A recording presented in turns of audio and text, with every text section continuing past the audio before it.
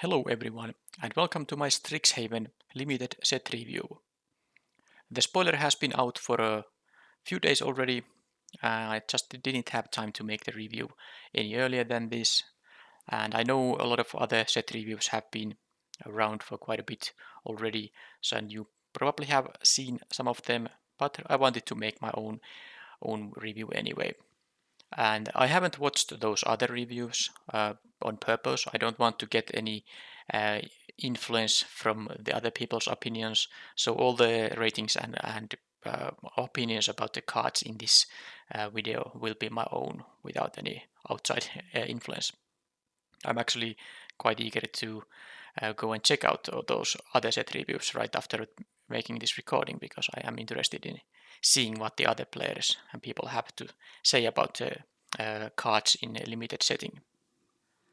A couple of words about the set's mechanics, especially the most impactful one in terms of draft, which is the learn mechanic that involves those lesson cards. Lesson is a subtype for, I think, sorceries. I'm not sure if there are any instant lessons, but anyway, the catch is that when you play a card that has the learn mechanic, you can get a lesson. You don't have to, but you can get a lesson from outside of the game and put it into your hand. Now, the lessons are cards that are worse than similar cards with the same mana cost, but of course the power in them lies that you don't put them into the main deck. You never have to draw these weak cards. Okay, there are a few ones you can main deck, but most of them are just cards you put to your sideboard for you to fetch when you play some kind of a learn card. And they are powerful not because, well, they are not powerful in terms of their mana cost. They are quite inefficient for their mana cost, but of course the power lies in that you can get the specific thing you need in that specific board state you are currently facing. So even things like putting a couple of +1/+1 counters on one of your creatures, which would normally not be worth a card in certain board states, that can be incredibly strong. So you can get a wide variety of lessons to your sideboard. And of course, in limited sideboard means all the cards you drafted but didn't put into your main deck, or in sealed, all the cards you opened but didn't put to your main deck. They are all they form your sideboard. So don't care about the constructed limitations of 15 cards in best of 3 and 7 cards in best of 1. Those don't apply to limited formats. So this means that all the lessons will have a high rating, and the rating doesn't it doesn't reflect your likelihood to put them into your main deck, but it reflects your willingness to pick those cards in the first place, to have access to them if you find any learn cards for your deck. And then there's the Magecraft mechanic, which is a trigger that triggers when you cast or copy an instant or sorcery spell. And the effects vary quite a bit. It can be something insignificant or something quite good, such as drawing a card.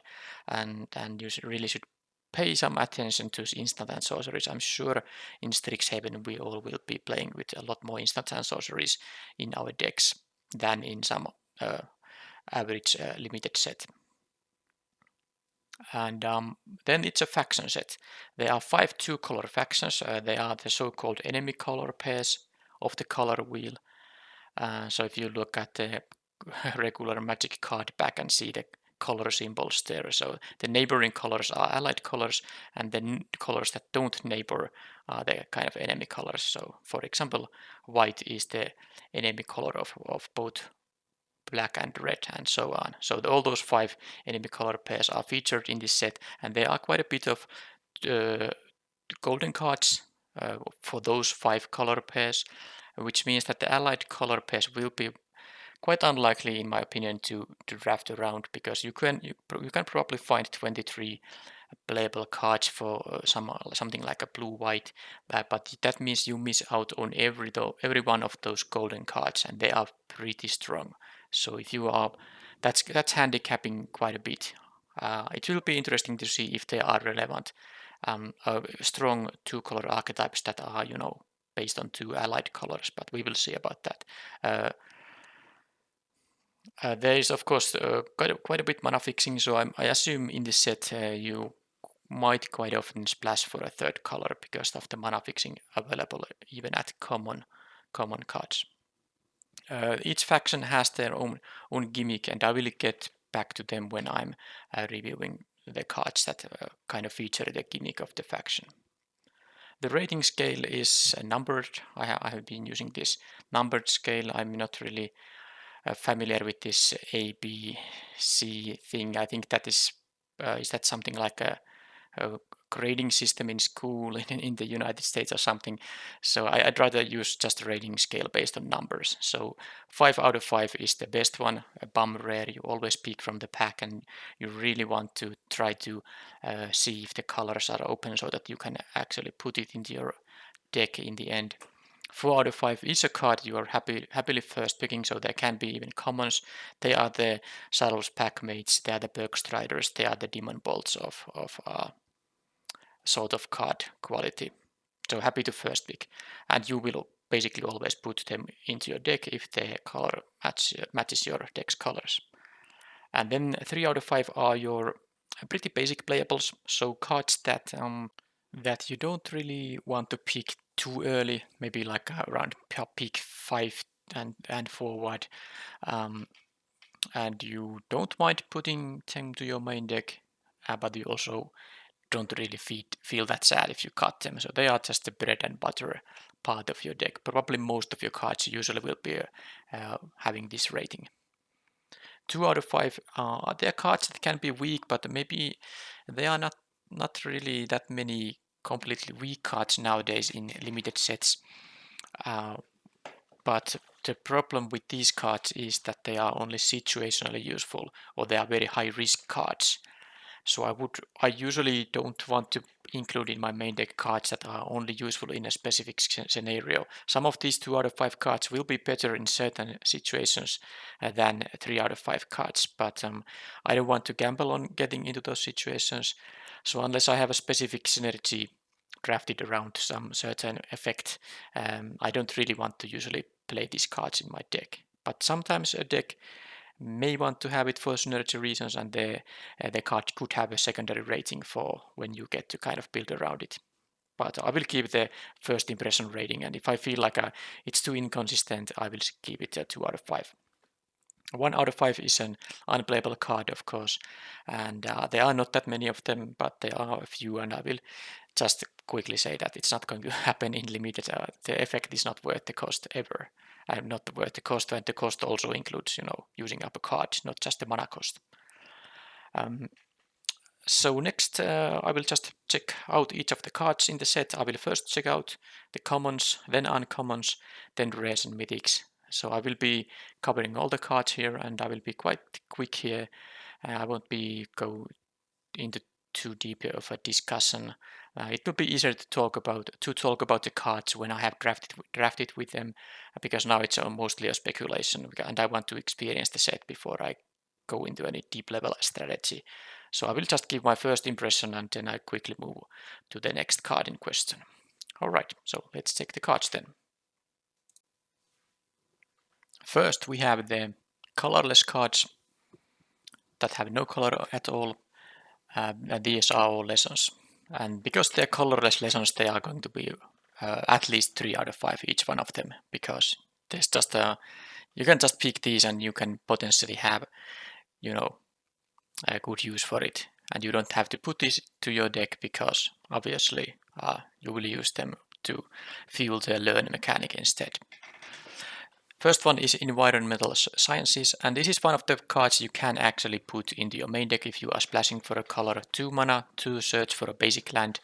And well, that life gain can help the black-green archetype a bit, but I think this is a 3 out of 5. You want to have access to this lesson probably always. Then we have an Expanded Anatomy, which is one of those very situational effects. You would never main deck a 3 mana sorcery that just puts a couple of counters on your creature and it gains vigilance until end of turn, but this is something that can be really relevant in some game state when you have a learner card in your hand and you can fetch this particular pump effect, and then you can just do nice things in combat because of that. So this is a 3 out of 5 as well. Introduction to Annihilation. You get to exile target non-land permanent. It's a controller draws a card. Yeah, it costs 5 mana, so it's not really main deckable too much of a cost. And well, the cost isn't so bad, but the drawback of the controller drawing a card makes this not main deckable, but a perfect card to have in your sideboard to fetch with your learn cards. So this is I think this is a 3+ out of 5. Introduction to Prophecy. 3 mana, draw a card with the Scry. Yeah, I wouldn't play this in main deck. It's too weak for 3 mana, but of course, one of those nice cards to have available for your mechanics, a learn mechanic. So 3 out of 5. Now we get to white commons, and the first one isn't exciting. 2 mana, 1/4. I don't know how important blocking will be in this set. Of course, some decks will be playing this more happily than others, and it could be a good sideboard card in best of 3, but it's a 2 out of 5 to me. Beaming Defiance, an okay trick. There's not much to say about it. 2 mana for +2/+2, and then this can counter some removal spells. It's an instant, so if you care about the Magecraft, it can be maybe a bit more valuable, but I would say it's like a 2+ out of 5. Combat Professor is a pretty strong common because this attacks with the help of its own ability as a 3 mana 3/3 flyer Vigilance, and then of course it can pump anyone, including when you cast this, and it of course can't attack because it doesn't have haste, so you can pump some other of your creatures, and the Vigilance can be pretty relevant too. It's not only the power pump that matters here. I think this could be White's best common, and because there is no removal variant, the good removal, there's no pacifism, there's only, well, we'll get to the white removal soon, but that at common, I mean. But anyway, let's say this is, I think this is something like 3+ out of 5, maybe even 4-. I'm not sure if I would be happy about first picking this, maybe not, but let's say 3+ out of 5. Defend the Campus. Now they actually combined these two situationally good effects into one card, which is great for best of 1, and also in best of 3 makes this card main deckable, because the destroy target creature with power 4 or greater usually costs this 4 mana, and now you get the option to also use it as a pump, because not all decks always play 4 power creatures. So I would say this is a 3 out of 5. Eager First Year. Very nice 2-drop. You of course want to, I assume also in Strixhaven, you need to hit your 2-drops to not get too behind. So ideally you have a bunch of 2-drops in your deck, and this is definitely a playable one, because a 2-drop that can increase its power makes it relevant also later in the game. I would say this is a 3 out of 5. Expel, this is one of the common removals, which is not that great unless you are very defensive, so I don't think the black-white archetype, for example, is that interested in this card, because if you are attacking, your opponent has only untapped creatures, this doesn't do anything unless you have some tap effect, so I think this is a 3- out of 5. It's still playable, but not a particularly good one, and not every deck wants to even have this in main deck. Guiding Boys. Yeah, it's okay. It plays into this +1/+1 counter synergies that the black-white faction indeed has. So regularly this would be not worth a card, because the learn mechanic is slightly worse than drawing a card unless you are very late into the game you have a very good toolbox of lessons. But I would usually not look to play this card. 2 out of 5. Pilgrim of the Ages. 3 mana 2/1 that gets you a plains is already, I think, quite nice.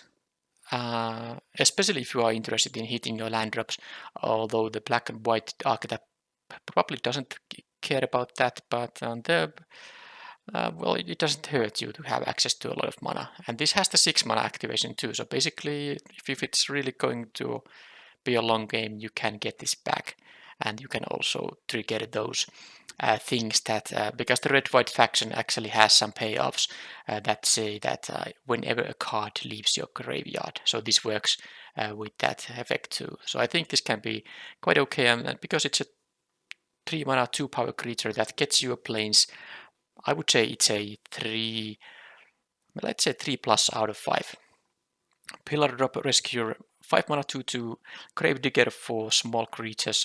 Of course, a lot of mana for just a 2/2 flyer, but most of your decks will have a bunch of 2 and 3 mana creatures, so I would imagine this finds something most of the time, and I don't mind the 5 mana cost when I get some nice value out of a card. So I would say this is 3+ out of 5.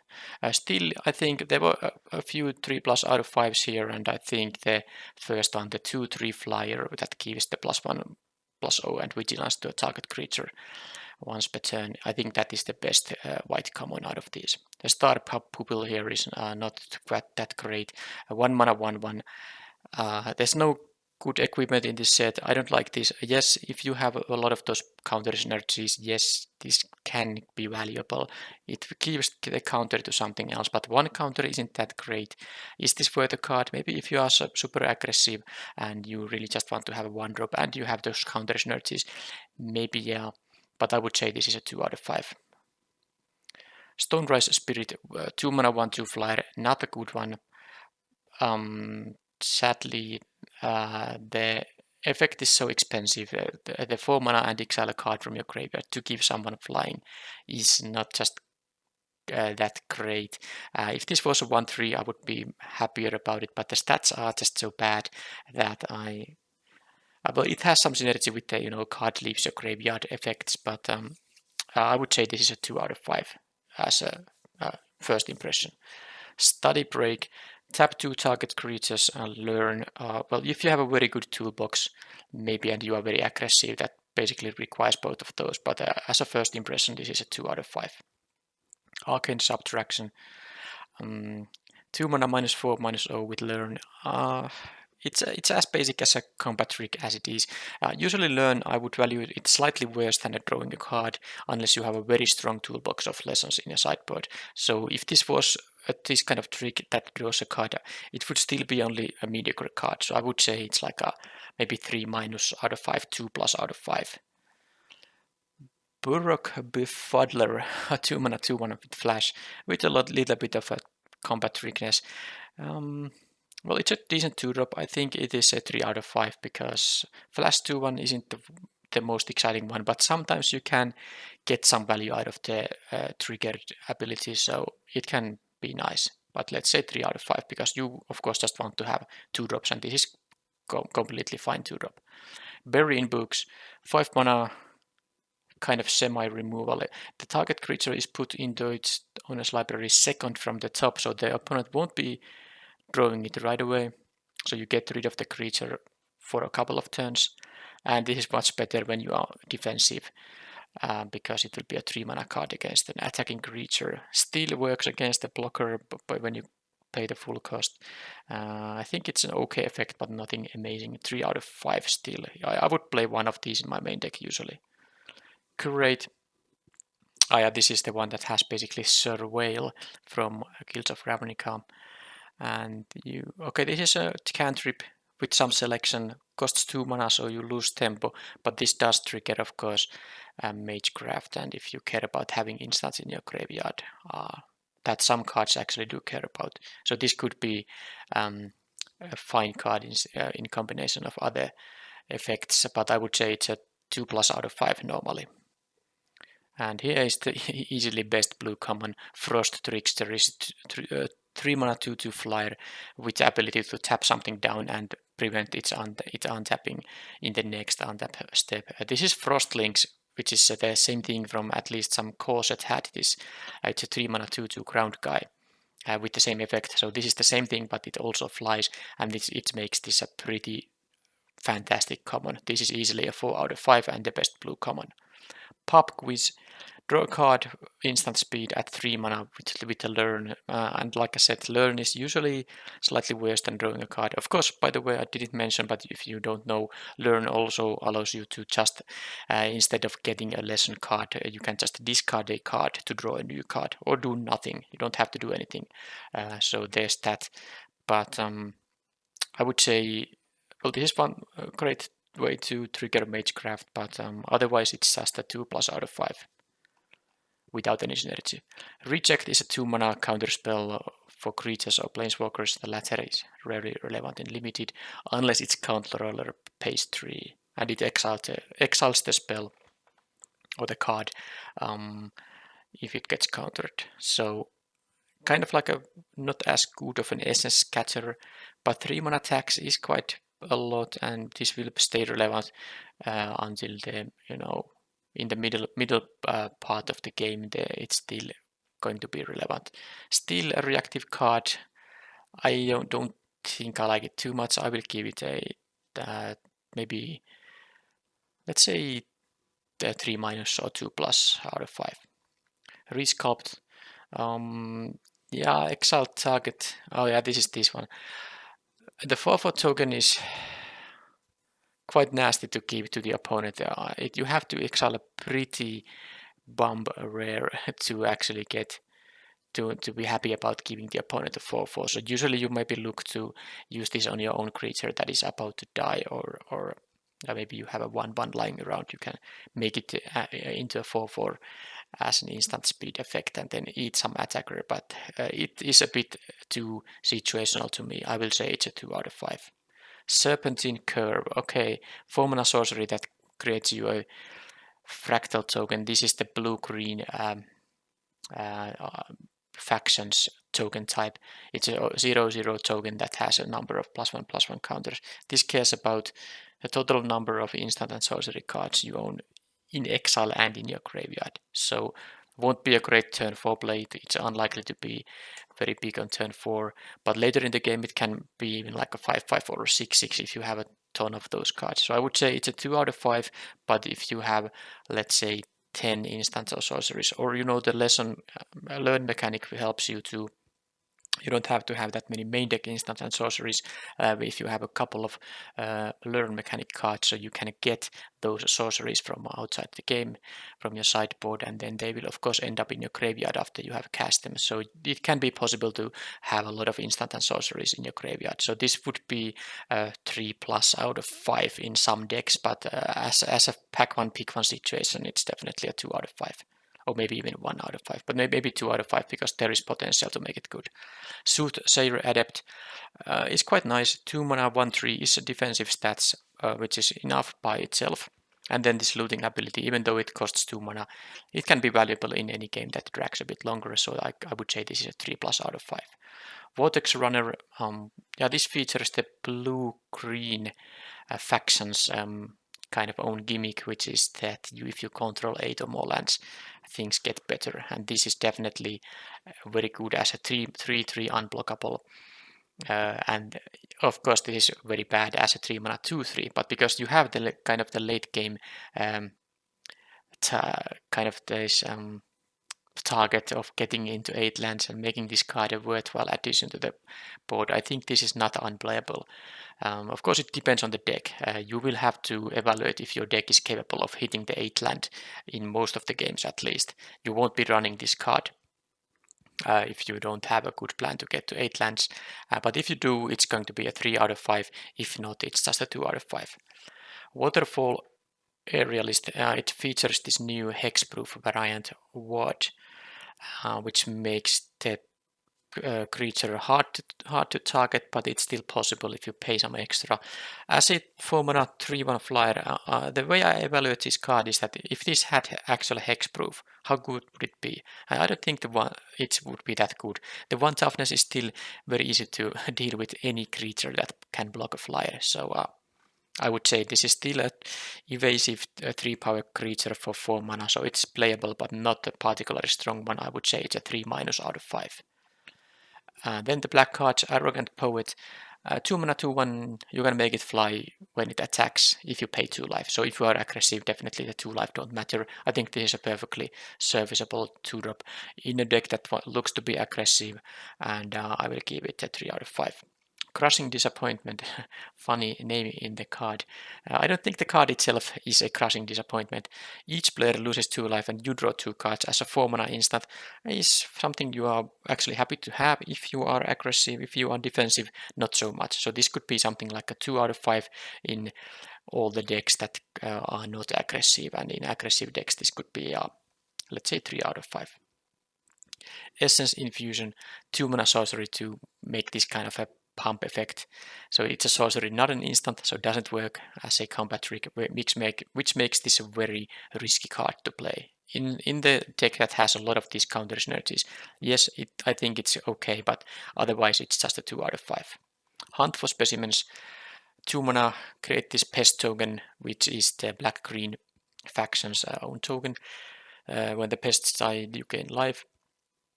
And the black-green cards have quite a bit of these life gain synergies, so it can be valuable. Also, this has learn, so you get for 2 mana a 1/1 creature and then something out of your sideboard.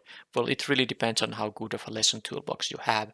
I would say this is a 2 out of 5 normally, but it can be a bit better than that if you have a good lesson toolbox or a lot of those life gain synergies. Lash of Malice, I don't like it as much as a Disfigure, which is just a 1 mana -2/-2 instant, because you can't do things like a block with your 3/3 when your opponent attacks with their 4/4, and then you could kind of shrink them to 2/2 with this figure. You can't do it with this thing. But yeah, sometimes you can maybe push through 2 additional damage with your 3/3 creature. So and this still works as a removal, 1 mana removal at instant speed against anything that has 2 of 1 toughness. So I think this is still a card I'm happy to play. We will see how many of these 2 toughness creatures the format will feature. But as an initial impression, I think this is a 3+ out of 5.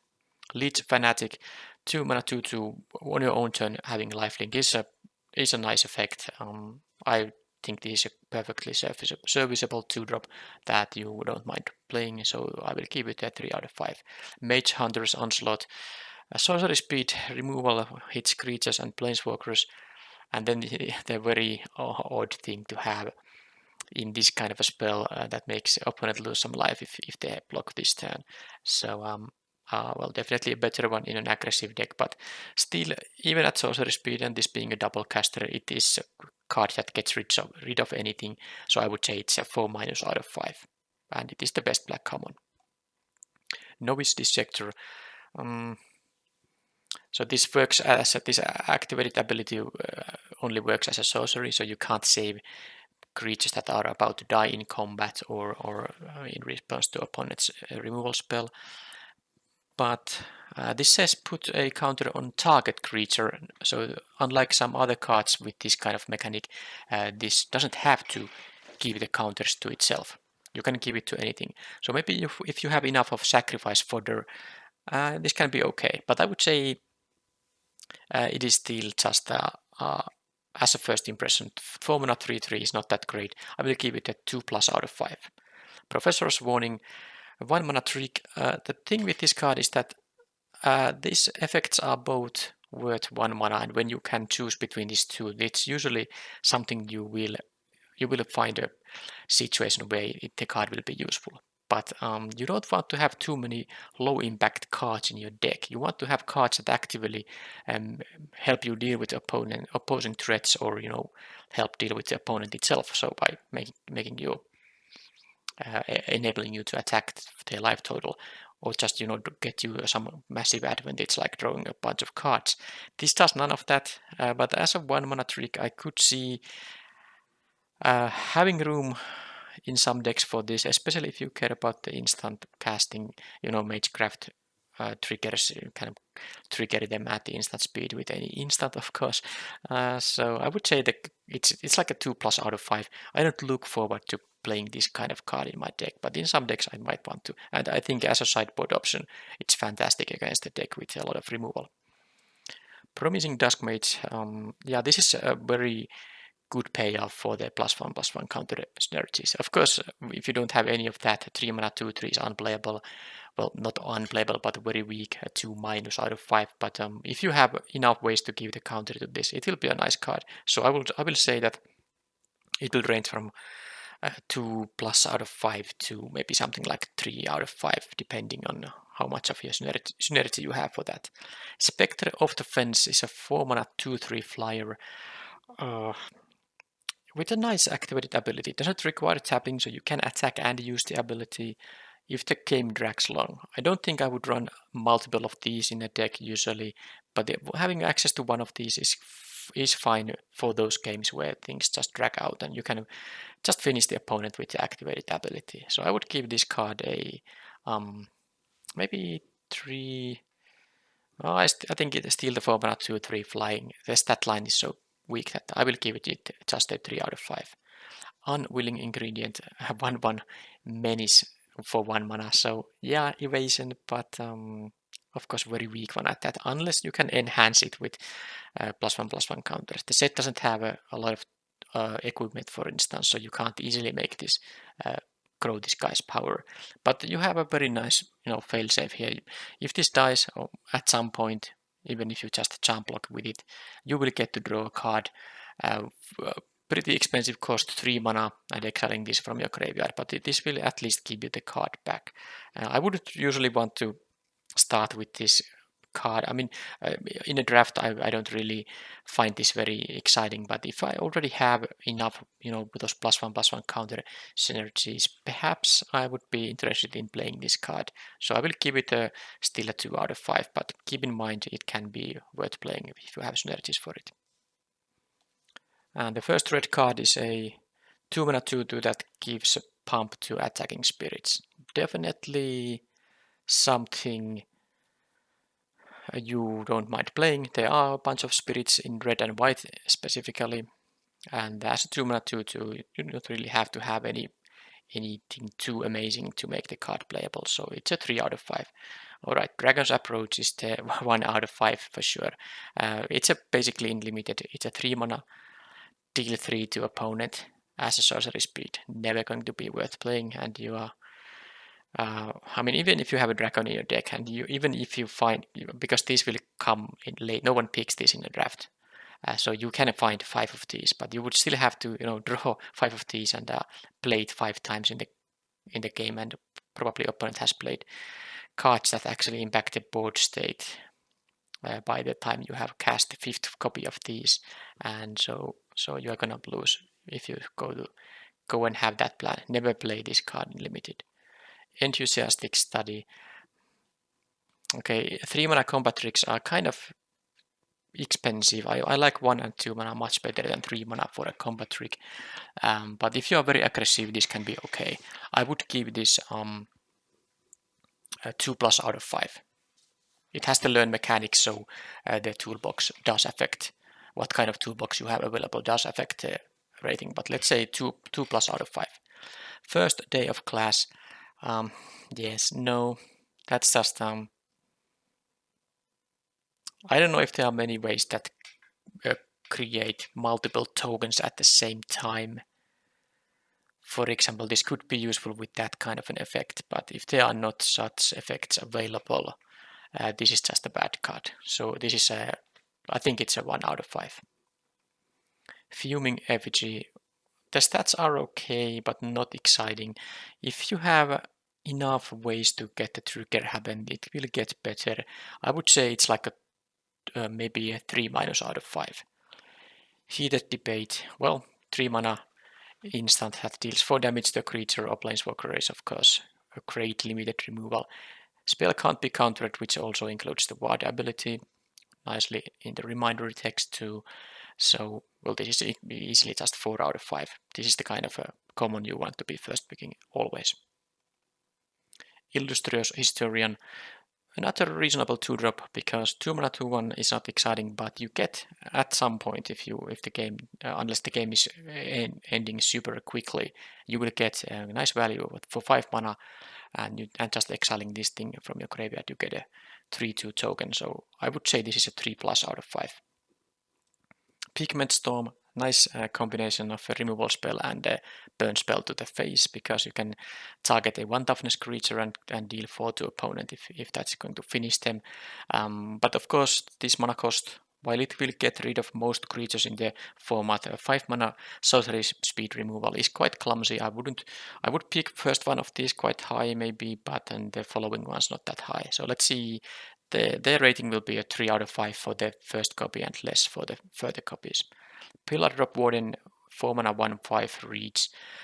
Well, this is going to block a lot of creatures. Anything that has 4 or fewer power, whether they fly or not, is getting blocked. So if you are defensive, this is actually an interesting card for defensive purposes. If you are aggressive, don't play this card. And at some point you will get some good instant or sorcery back when you don't need the blocker anymore. So I would say this is in certain decks easily a 3 out of 5, but in aggressive decks it's a 2 out of 5 or maybe even a 1 out of 5.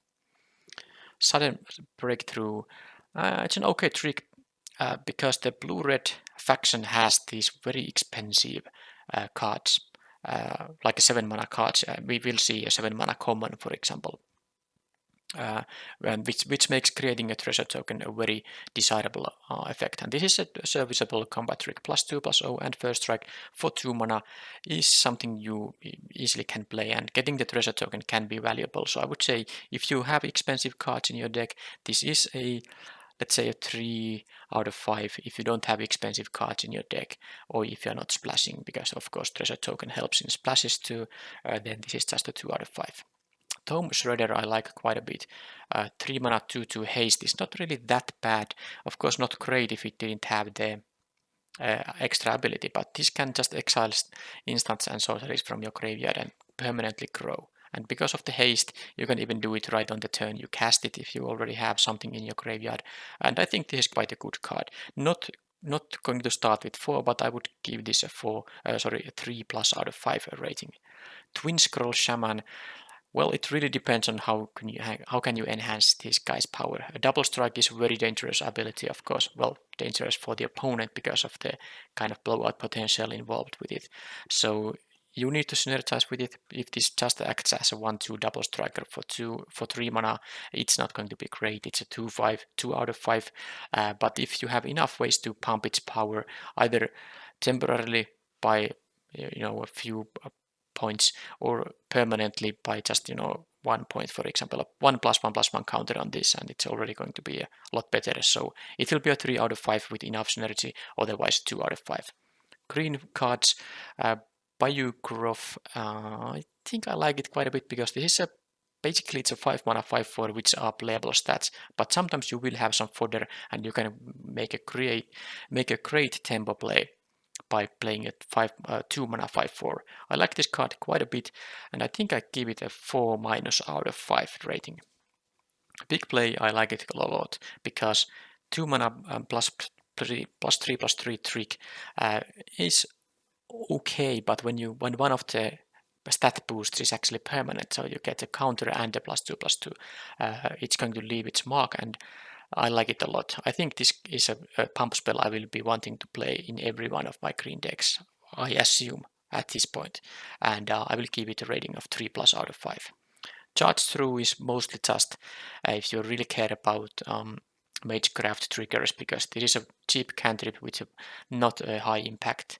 Of course, sometimes in the late game you might have like a 7/7 around without trample, and giving it trample is great, but that's the kind of inconsistency that I don't want to take into account when creating this card.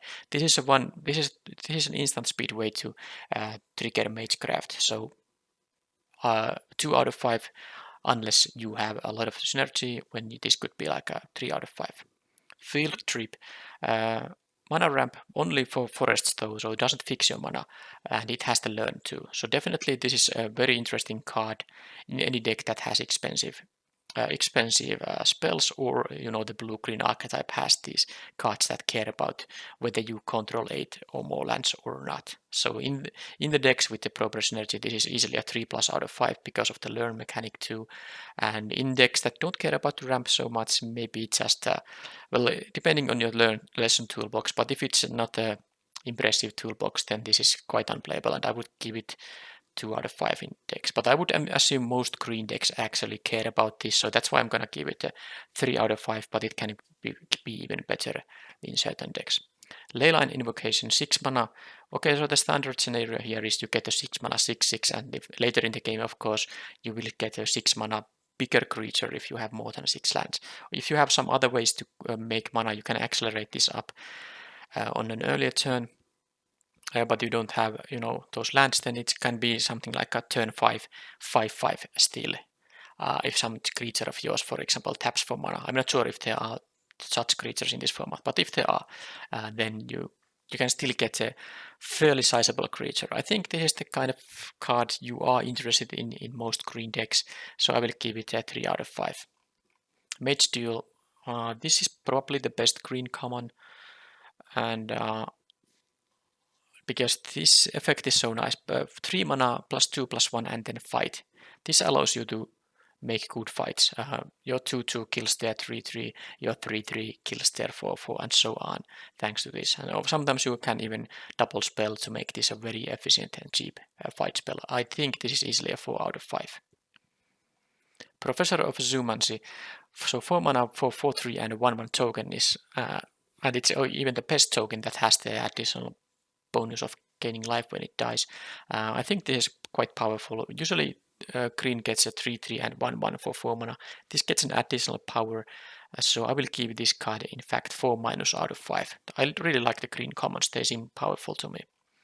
Reckless Amplimancer. Okay, so basically at 5 mana this gets +2/+2 unless you have ways to enhance its power. So if you somehow make this a 4/4, this can actually threaten to be with a 5 mana additional mana investment. It can be an 8/8 even. And it's a 2 mana 2/2, so the floor isn't bad. I think this is a 3+ out of 5, thanks to the potential this has to be actually a very tough card for the opponent to handle. Scarred Colony, another completely reasonable 2-drop for green. 2/2 reach for 2, definitely nice. And then, well, if you get to 8 or more lands, it's going to be a bigger threat in the late game too. I like this card. I think it's a 3+ out of 5. Spined Karok, vanilla, 3 mana 2/4. If you are defensive, and maybe some of the green decks are quite defensive, they want to hit the 8 lands and so on. This is fine, but of course, not really the kind of stat line you are looking for. So I will give it a 2, maybe a 2 out of 5, maybe 2+ out of 5 if you are a very defensive deck. Springmane Servin, a 3 mana 3/2 that gains you life. Well, stat line is bad, but if you have enough of those life gain synergies, this could be playable. I would say it's a 2 out of 5, and if you have life gain synergies, you can pick it a bit higher. Tangle Trap, it's a sideboard card. I don't think there are that many artifacts or necessarily flyers in this format to make it worth playing in the best of 1 necessarily. So I would look to just use this as a sideboard card in best of 3 and not picking in best of 1. That's my initial impression. So let's say 2 out of 5, but in best of 3, it's a 3 out of 5 because it's a very valuable sideboard card. Then the first golden card, Biomathematician. It's a 3 mana 2/2 blue-green card that enters with a fractal token and puts then a +1/+1 counter on each fractal you control. And there are a bunch of ways to create these fractal tokens. So by itself, it's a 3 mana for 2/2 and a 1/1. Definitely a reasonable stat line. And then if you can combine with other fractals, this will be even better. So I would say this card is actually a 4- out of 5. Blood Researcher, 3 mana 2/2 for black-green with menace, and whenever you gain life, put a +1/+1 counter on it, so it permanently grows. So this is like a Janice Bridemaid with evasion. This is definitely a strong card because gaining life is pretty easy based on the black and green cards I've seen. So I will give this I think I will give this a 4 out of 5. I like this even more than the previous card. Cram Session, you gain 4 life and you learn. Well, this is basically a kind of like 1 out of 5 unless you have enough synergy for the life gain and you have a good lesson toolbox. If you have both, then this can be like a 3 out of 5. But you really need to synergize with both the learn mechanic and the gaining life part to make it worth playing. So normally, let's say the average rating is 2 out of 5, and it can be even worse or slightly better depending on your synergies. And this is the blue-red sorcery I was talking about, Elemental Masterpiece. 7 mana to create 2 tokens at sorcery speed, and then you can make a treasure token by discarding this card and paying some mana. So the effect is nice. 7 mana for this couple of 4/4s is definitely worth playing if you can get to this 7 mana, and there are some ways to make these treasure tokens. And of course, if you have multiples of these, I don't know if it's worth playing multiples of these in a deck. But if you have multiples of expensive cards in general, you can make a treasure token out of this. So that's not worth a card, of course, but it's better than having this card stranded in your hand. I think it requires the good ability to get to 7 mana, but if you have it, and I think, well, I don't know, I will give it a 3 out of 5 because I want to kind of believe that they wouldn't print this card as a golden common if there was no easy way to get to 7 mana in most of your games. So I will give it a 3 out of 5. I feel like it can be quite useful. Elemental Summoning is a lesson, so there are those hybrid cards that are lessons already. So this is a 5 mana 4/4 token, which is not usually worth main decking. I don't think I would main deck this kind of card. The stats doesn't quite they're not quite enough for 5 mana, but a perfect lesson to have. If your deck has access to blue or red mana, this is a very nice lesson to have. So that's the reason this is at least going to be a 3 out of 5 always in a draft. You will pick this happily if you are in these colors. Eureka Moment, a 4 mana blue-green instant that draws you 2 cards and lets you put a land from your hand to the battlefield. So this ramps and draws cards. I like this quite a bit. I will give it a is it maybe not 4-? I think 4 mana for an effect that doesn't affect the board is still a bit clumsy. Drawing 2 cards is nice, yes, but you can't really play like a ton of these kind of cards. I will give it a 3+ out of 5.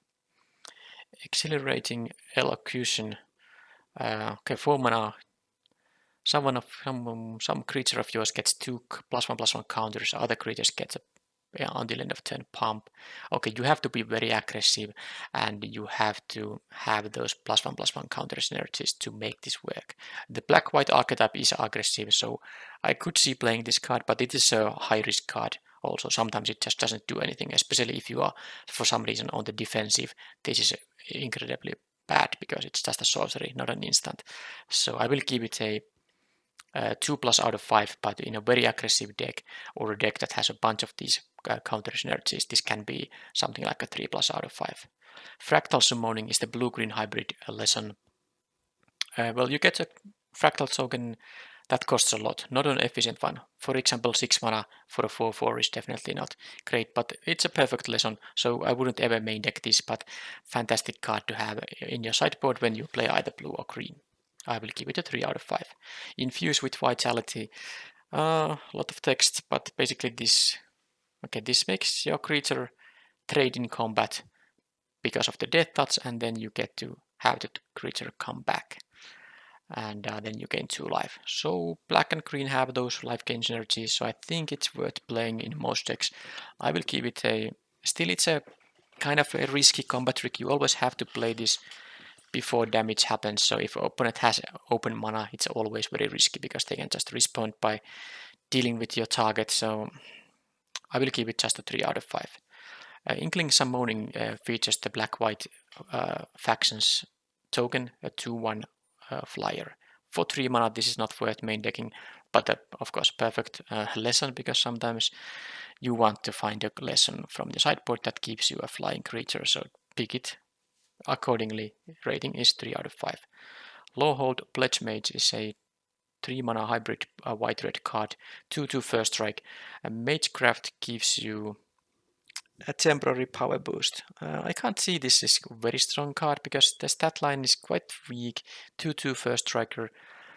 But if you have a lot of ways to get a Magecraft, this will be a better one. I think I will give it a 3 out of 5, just out of the respect that you might usually have ways to give the pump effect. Opponent will have a hard time blocking this guy, for example, because if you have mana up and cards in hand, because they don't want to throw away their creatures when you can keep like a multiple triggers to this potentially. Make your mark. That is a very kind of a, you get the 1 mana 3/2, but you have to do some work, and it's a pretty risky one. I don't like the card because it works only if opponent can't interfere. If they can, it can be a disaster. I think this is a 2 out of 5. Moldering Carrock, 4 mana black-green card, trample lifelink. I like the and a 3/3 stats. I like all this card has. Trample is not that relevant for a 3-power creature usually, but just to have a 3/3 lifelinker for 4 is fantastic, especially because black and green have have a life gain synergies. So I will give it a 3+ out of 5. I won't give a 4 minus because 3, 3, 4, 4 is still quite unexciting, but lifelink can really matter sometimes. 3+ out of 5. Needlethorn Drake. Flying Death Touch 2 mana 1/1 blue-green card. Okay. There's not much to say. It will ping the opponent for a few times, then it will trade with anything. So I think it's a 3+ out of 5. Ogiar Battleseer. 5 mana 3 for hasty creature with a tap to scry 1. So I like it.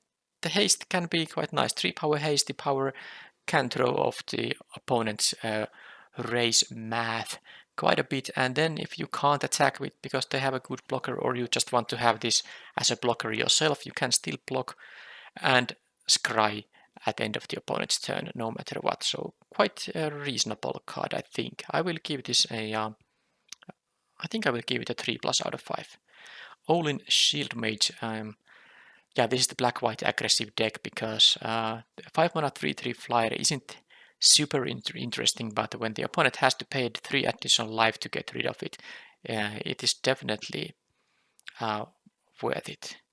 So I would say the rating is still just a 3+ out of 5. Pest Summoning. So this is a lesson that actually could be worth main decking because 3 mana 2 1/1s that have these life gain triggers. It's not a bad cost for 3 mana. It's not really that great either because usually you want to pay 2 mana for 2 1/1s.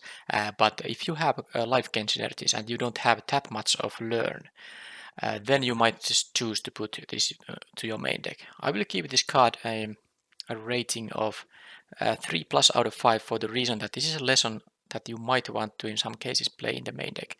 But of course, if you have a lot of learn mechanics in your deck, you don't want to put this in your main deck even if you care about the life gain synergies because you want to kind of get this for free by playing a card with that learn ability.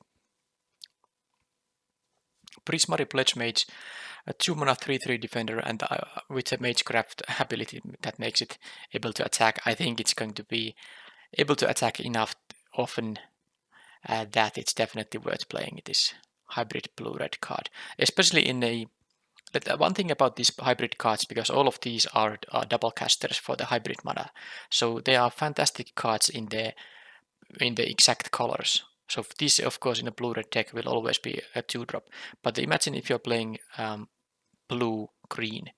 This is a lot less interesting because you would have to have always 2 blue mana specifically on your turn 2. So all these hybrid cards are even the 3-drops, but especially this 2-drop are of course quite a bit weaker if you just have half the colors available. But in a blue-red deck, this is definitely a 3+ out of 5. In a red-white or blue-green deck, I don't think I want to pick this very high. Probably something like a 2 out of 5. Quandrix Pledge Mage. Well, this is actually an exception to what I just said. This is a hybrid card, but this effect is so strong. Magecraft get a +1/+1 counter on a 3 mana 2/2. So even if I just play like a green-black or blue-red, I would be playing this card. Even though it's a double caster 3-drop. So I will give this card a 4- out of 5. Relic Sloth. Well, actually quite a nice set of abilities and stats. For 5 mana you get a 4/4 with Vigilance and Menace. And I like it quite a bit. This is, I think,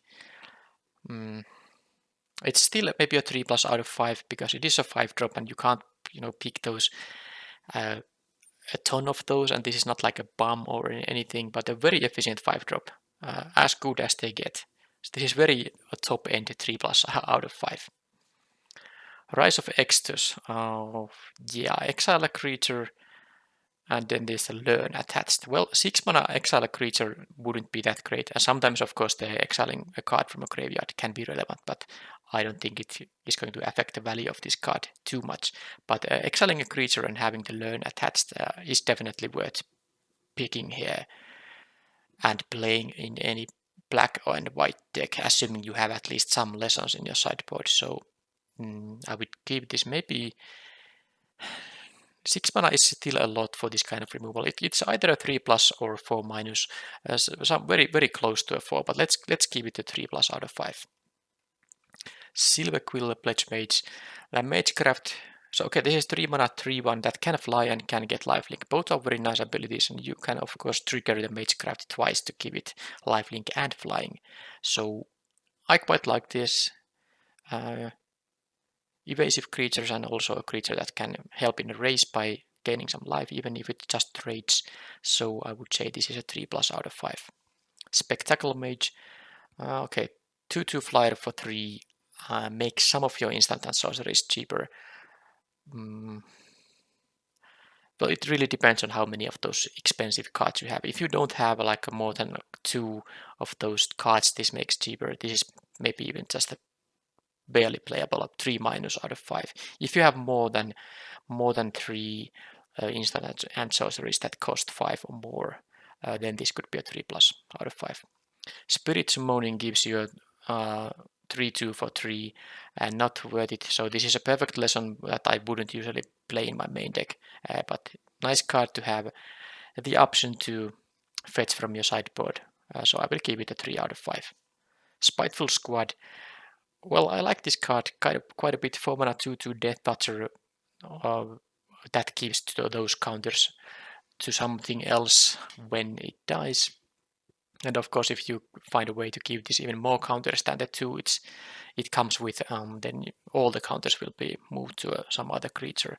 I find this kind of a card quite strong, and I will give it a 4- out of 5. Square Up. Yeah, nice trick, but pretty inconsistent. Now what this card does is it makes your fractal tokens get +4/+4 because they are base 0/0. But then again, 2 mana +4/+4 isn't that great. This is a hybrid cost card, so you can do it for just blue mana. For green, it's nothing exciting. Still, seems like a pretty unexciting trick. I will give it a 2+ out of 5. Yeah, you can shrink opponents' very big creatures too, but that's not gonna happen very often. 4/4 is going to be quite big anyway. Stonebound Mentor. 3 mana 3/3 is a playable stat line still. Not so good as it was like 15 years ago in Limited, but still okay. And sometimes you get some scries out of this for free, so I will give it a 3 out of 5. Teach by example. Well, this set definitely has a lot of instant and sorceries, so I would imagine your deck has a bunch of stuff to copy, and one thing to note about this card is that this will trigger the Magecraft quite a few times, because first you cast this, that's a Magecraft trigger. Then you cast some other instant or sorcery, that's another Magecraft trigger. And then this thing copies that instant or sorcery, that's a third Magecraft trigger, because it triggers also when you copy a spell. So basically it means that when you play this Teach by example, it means you will get 3 Magecraft triggers that turn. So that can be very valuable depending on your synergy with that. I would give this a rating of like 3 out of 5, just because I believe you will have good cards to copy with this most of the time. Of course, if you don't, this is unplayable, so don't pick it if you don't have at least, let's say, at least 4 cards that costs at more 4 mana that you want to copy. If you do, this is a 3 out of 5. Could be even better if you have a ton of those good burn spells. Thrilling Discoveries. This is life gain synergy for red-white and doesn't involve black-green, so I don't know how often you're gonna get any value out of the life gain. But this is the same card as what's the card? Cathartic Reunion. Discard 2, draw 3. So if you want to have stuff in your graveyard, and red-white deck might want to have stuff in the graveyard for some synergy, so this could be valuable in those cases. If you don't have any synergy, I would consider this card just a 2 out of 5. But if you have a reason to want to discard cards, then this could be a 3 out of 5. With a Bloom, Pledge Mage is a 5 mana 5/5 with a nice Magecraft ability, gain life.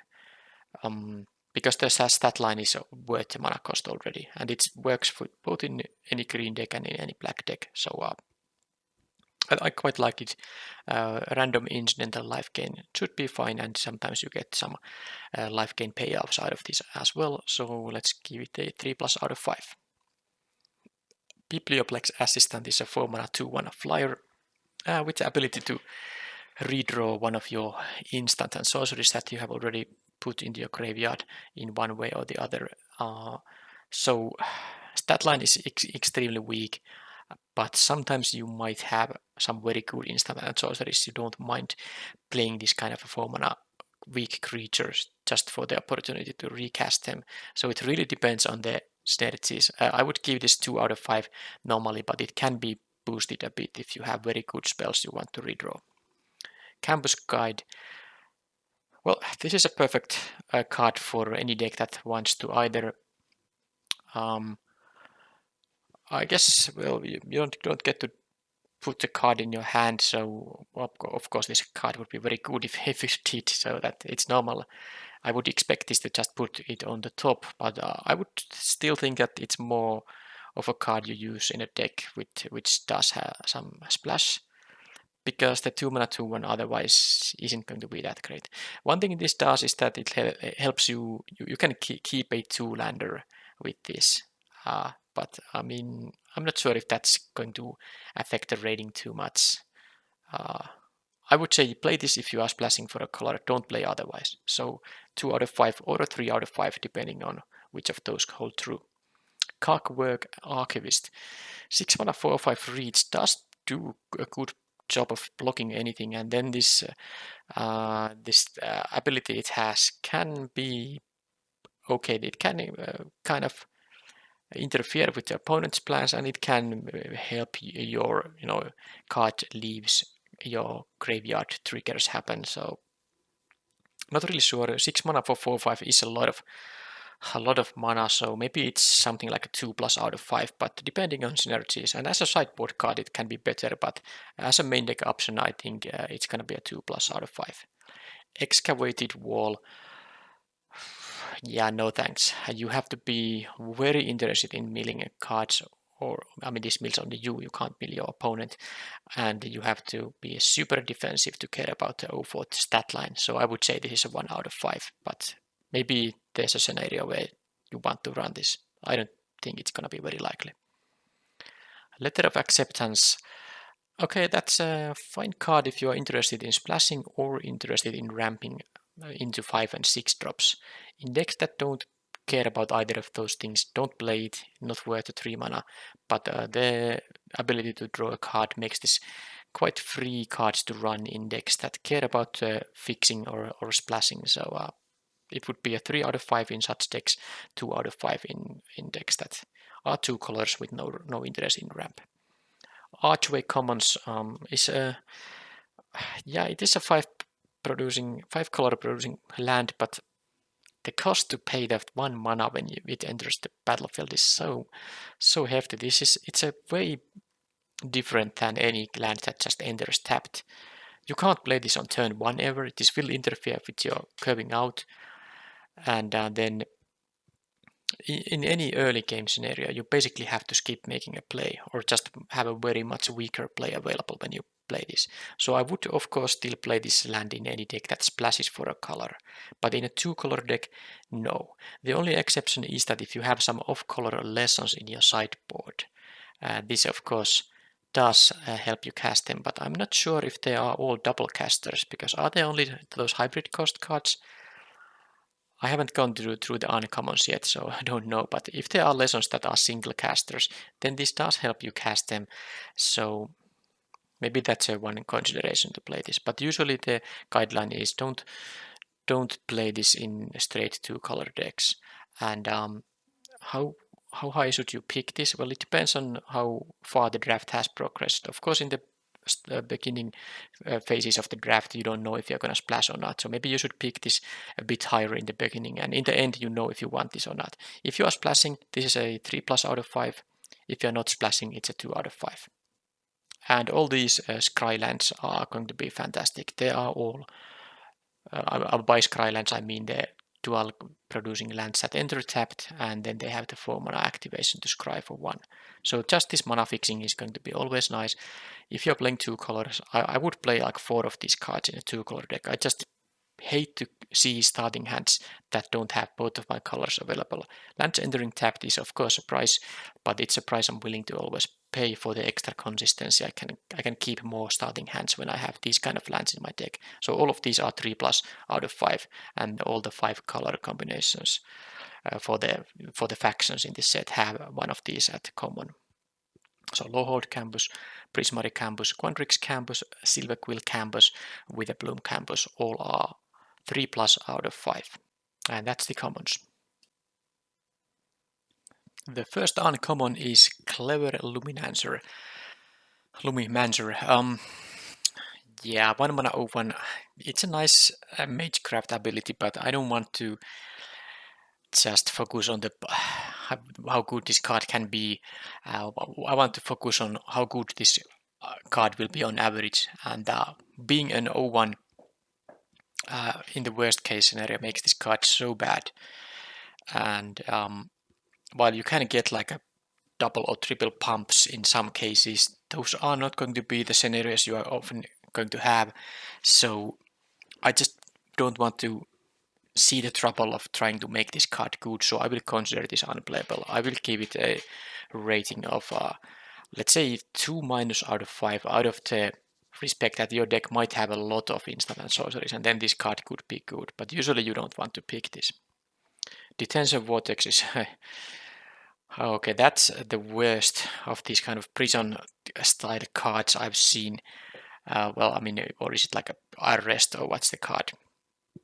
So this costs only for 3 mana for the opponent to get rid of this. So basically you can guarantee, because they can't do it on your turn, you can get 1 attack through or something like that, and then they have to just tap 3 mana to get rid of this. I think this is just unplayable. It's a 1 out of 5.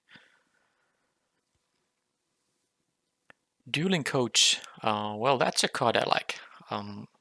If you have noticed a theme in what kind of cards I like in general, for example, Infernal Pets and Blood Sky Berserker in Kaldheim, I really do like cards that have the potential to grow out of, not out of control maybe, but can add some counters to them, because in Magic the Gathering stat difference of +1/+1 is actually a meaningful difference.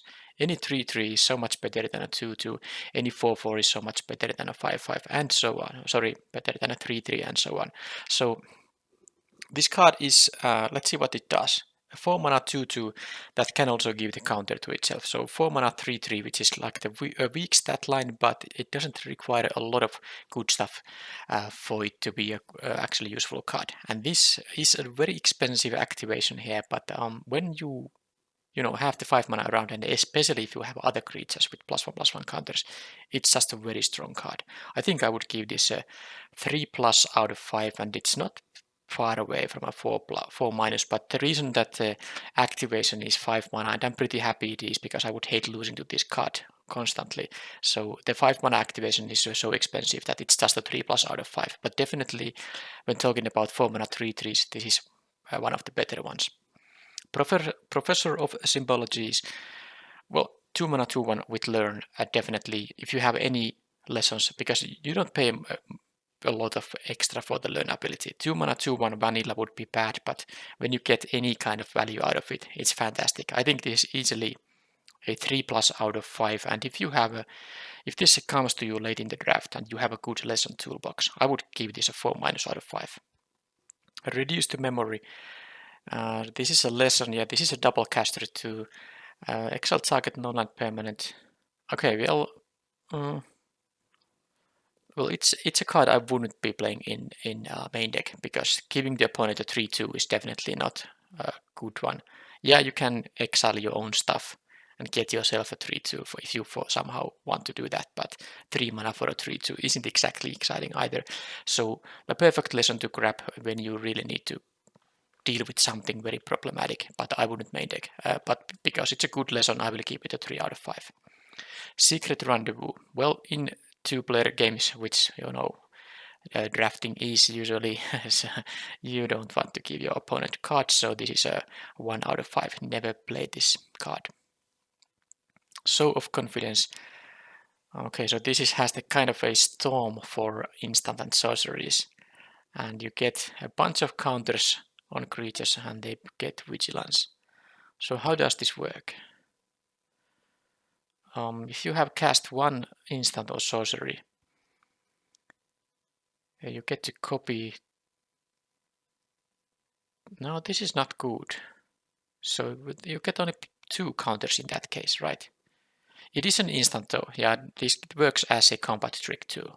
Of course, the vigilance won't matter in that case, but it's a bonus if you want to do it on your main phase. So yeah, because it's an instant, not a sorcery, I think it can be an okay trick. And sometimes you can craft a situation where you can play some other instant, and then this, and 2 of you guys get a +1/+1 counters, or 1 of you guys get a permanent +2/+2, and they trade. Oh no, they actually get eat a creature in combat. Could be useful, but this is not maybe very consistent, but it always gives a 1 counter. I find it hard to create this. Probably if you have this counter synergies, this becomes a lot better. I will give it a 3- out of 5, but it can be better. It can also be worse, but let's say on average 3- out of 5. Stonebinder's Familiar, 1 mana 1/1. That okay, that can grow, maybe even pretty easily because there are ways to get cards in exile, and it doesn't matter whose card goes into exile. When any card goes into exile during your turn. So if you have ways to exile opponent's cards. Okay, well this is a 1-drop that can be very good or that can be very bad, and it's very hard to create this card without playing with the set. I don't know how often this trigger can happen, but if it is like semi-often, this is going to be very strong. I will give it as a first impression a 2+ out of 5, but I will recognize that this card could be something like even a 4- out of 5. We will see. Thunderous Orator, 2 mana vigilance, 2/2. So okay, good stat line, and then this gets a bunch of keyword abilities. Oh yeah. And the other creature, it gets the ability from, or abilities from, don't even have to attack. So if you just control any creature which has, like, for example, a first strike or lifelink or flying, this will get the ability when it attacks, even when the other creature doesn't. This sounds very strong. I will give this a 3+ out of 5, and it's good. If this is later in the draft and you have like multiple flyers in the deck already, this could be starting with 4, the rating, I mean. Divide by 0. Well, I like the card name already. This is a bounce on a permanent or for a spell or permanent. So this doesn't work against the tokens, or unless the tokens are copies of a creature, because normal tokens have, of course, mana value of 0. And but copies of spells, okay, yeah, when you copy a spell, that will copy the mana cost too, I'm pretty sure. So this does work on copied spells too, if you for some reason want to do that. Anyway, this is a 3 mana bounce spell with learn, instant speed. The learn actually makes it good. I would say this is a 3 out of 5 and 3+ out of 5 if you have a good lesson toolbox available. Kelpie Guide. 3 mana 2/2. Okay, so this is fantastic because the first ability, the most useful thing this can do is that it untaps a land. So this is mana acceleration basically. And then when you have 8 or more lands, this is just a very efficient tapper. You can tap opponent's biggest threat every turn, and this is fantastic. I think this is easily this could be even a 4- out of 5 because 2/2 that can mana accelerate and be a very reasonable threat the opponent can easily deal with, but I mean still tapping opponent's permanent is so strong that I will give this a 4- out of 5. Mentor's Guidance. Okay, what does it take? You copy it if you control one of those things. And you can't copy it multiple times, even if you have like all of this stuff, it's only copied once. But still, scry 1, draw a card, that's bad for 3 mana. If you get to copy it, it's better than divination, but not by a lot. You get to scry in between, which is, better than just drawing 2 cards, but it's not that much better than divination. So I would say that you will have to have a lot of, well, I don't imagine you will have a lot of planeswalkers in your limited deck, but clerics, druids, shamans, warlocks, wizards, you will have to have a bunch of those to make this card playable. This is a 2 out of 5, but if you have I don't know what's the number, so let's say 7 or 8 creatures that have those creature types, then this is easily a 3 out of 5. Mercurial transformation. Okay, so this is a lesson that is just a single caster, because I was wondering when I was talking about the common land that requires paying mana when it enters tapped, are there any lessons that are single casters? So let's say you have a black-white deck which has a bunch of learn cards, and then you have this thing in your sideboard, and if you have that specific land that can tap for any color, then you can actually get this one and cast it because it's a single caster. So having these in your sideboard is relevant when you are figuring out whether you should play or pick the common land I was talking about earlier. How about the card itself? 2 mana. This is a sorcery speed, so you can't use this as a trick, but that's a non-land permanent. So this actually turns non-creatures into creatures as well. So you might get rid of some problematic permanent this way.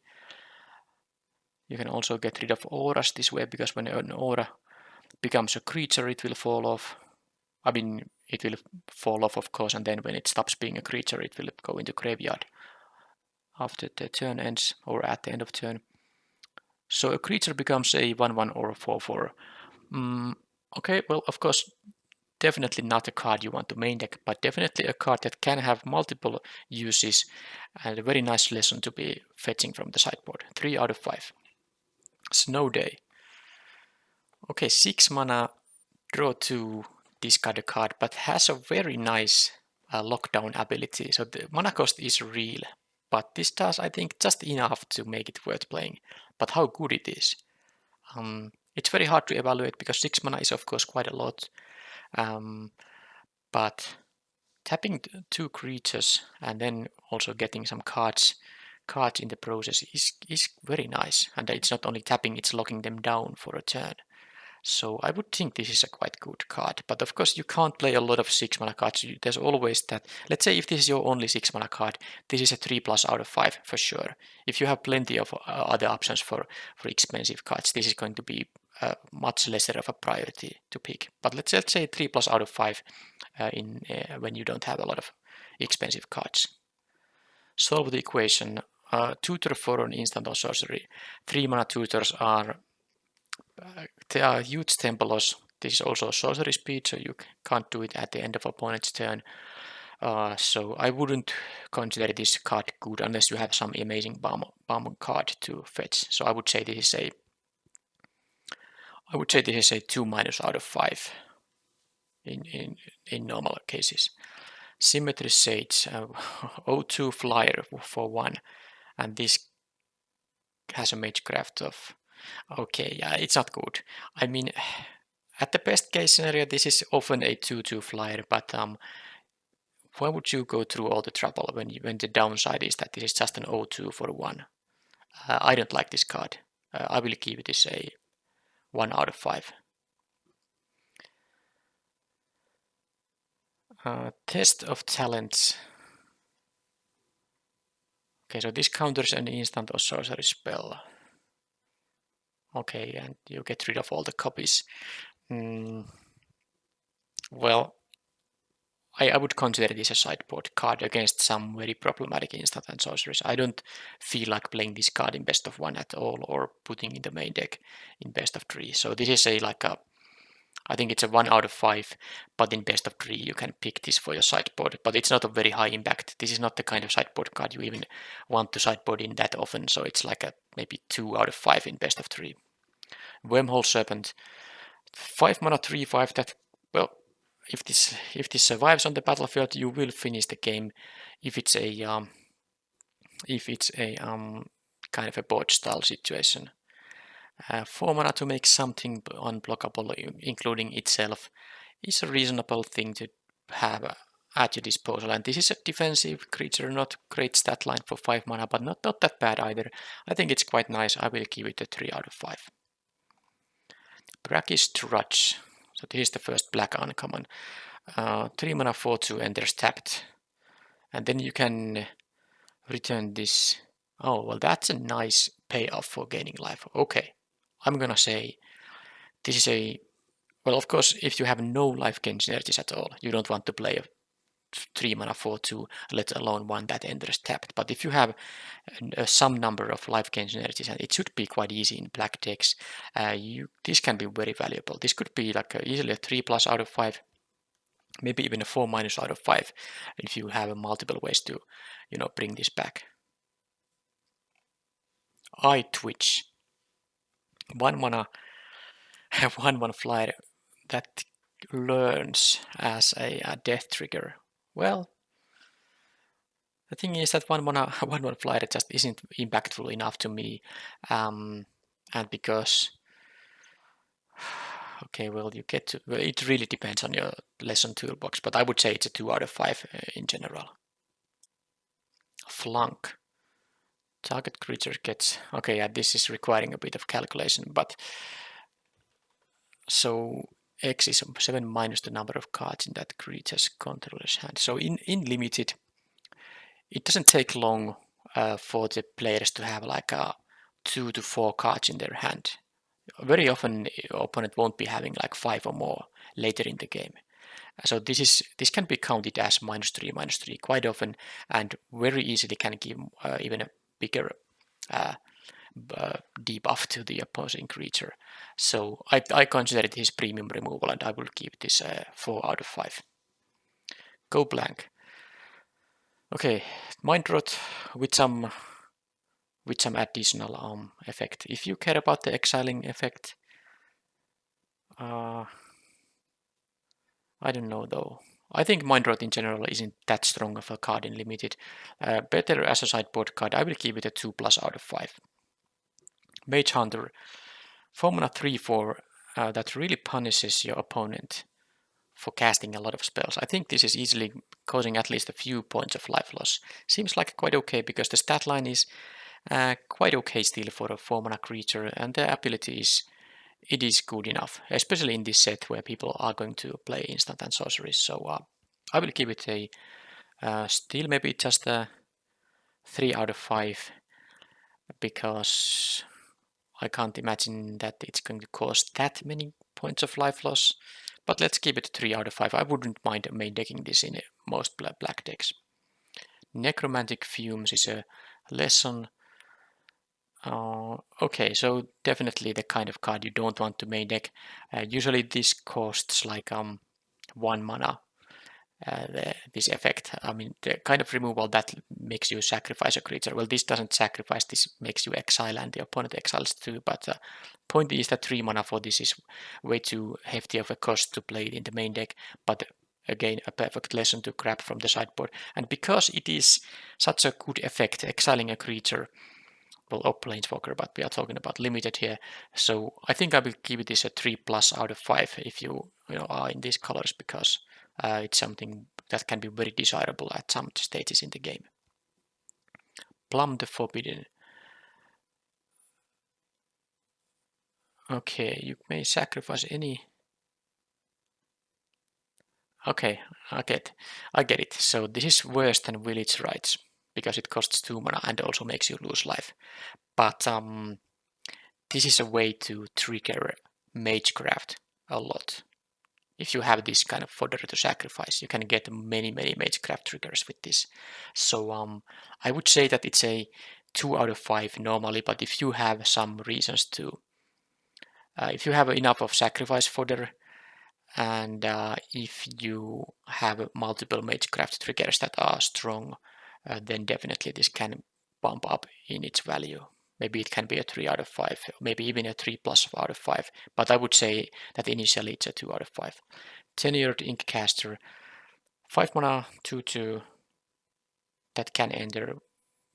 That okay, it can be a 3/3 or it can be giving the counter to someone else. Whenever. Okay. Well, let's just say that the 5 mana 3/3 is very bad. But if you are playing that aggressive white-black archetype and most of your creatures have those counters, this drain this causes can be quite valuable. It can be a drain of 2 or 3 life just by attacking on the very turn when you cast this. So the upside is there, but normally without any help this is like a 1 out of 5 without any good synergy. But if you have enough ways to make counters on your creatures, or the creatures just enter with counters because they are those two, this can be quite nice. So it's very hard to grade. It depends so much on your deck's contents that it can range from anywhere from 1 out of 5 to maybe even to like a 3+ out of 5. But I would say that on average it's like a 2 out of 5, and then you need to get some synergy to make it worth putting into your deck. Umbral, what's this Duke? Well, I like this a lot. Wow, that's a nice model spell for an edict. So of course, edict effects, which are comes from Diabolic Edict and Chainer's Edict, I think, they are effects that say that your opponent, or well, target player, you can target yourself, but I guess you usually target your opponent with this. So target player sacrifices a creature, so they get to choose which they're gonna lose, which is bad in limited because they can often have something just quite insignificant, and you pay usually 2 to 3 mana from the edict effects, which is kind of a lot. But now we have a very nice secondary option here, and you can get an instant speed 2/1 flyer, which is fantastic because sometimes edicts are just insane. Opponent might have a low curve, or creatures might trade, or you can just remove their earlier creatures. Opponent might play like a 6/6 creature on turn 6, and it's their only creature, and then you can just make them sacrifice it, and that's fantastic. And now this has the option of, if that isn't the case, they have some small creatures, you don't care if they sacrifice, you can just make a 2/1 flyer at the instant speed, which is a very nice, kind of a fail-safe in this card. I like this card a lot, and I would give it a rating of maybe, well, I give it a 3+ out of 5 because edicts are generally not that great, and of course a 2/1 flyer for 3 isn't that great either. But because you have the selection from these two effects, I would imagine I play this in any black deck. So 3+ out of 5. First red one is Academic Dispute. Okay, this forces a target creature to block, and you can even give it reach if you want that they block a flyer of yours, and then it has learn. So this is kind of like a removal spell in certain situations, and you get to learn in the process. I think if you have a bunch of big guys, this can be somewhat efficient removal. This is also very cheap, and if you have a good lesson toolbox, this can be valuable. I like the fact this is only 1 mana. So let's give it, I think I give it a 3+ out of 5. I would imagine that 3+ rating does assume you have at least some reasonable lessons in your sideboard to fetch, but if you do, that's a 3+ out of 5. Ardent Dust Speaker, 5 mana, 3/4. Oh, okay, this is a nice one. So when this attacks, you get to get some card advantage potentially. Oh yeah, I like this. I will give it a hard to rate because 5 mana 3/4 is a bad stat line, but ability is nice. I will give it just a 3+ out of 5, but I could imagine this being quite nice in certain decks. Explosive Welcome, where this is one of those very expensive instants and sorceries that the blue and red have. So this is the reason to have access to those cards that make you treasure tokens, because 8 mana is of course an insanely a lot in limited, but I think in this limited format it's something that you can achieve. So 5 damage to one target and 3 damage to any other target is incredibly strong, of course, and you get even 3 mana, so you can maybe cast something else too. So I would say that this is this is easily could be. I don't know how likely I'm going to first pick this card. I mean, if I first pick it, I can draft in a way that I can enable the 8 mana. I would like to give this a 4- out of 5, but I do realize that the 8 mana is a hefty cost, so I will give it a 3+ out of 5, because I assume that in this set they wouldn't print these kind of cards if it wasn't at least somewhat easy to get to this 8 mana in the limited environment. So 3+ out of 5.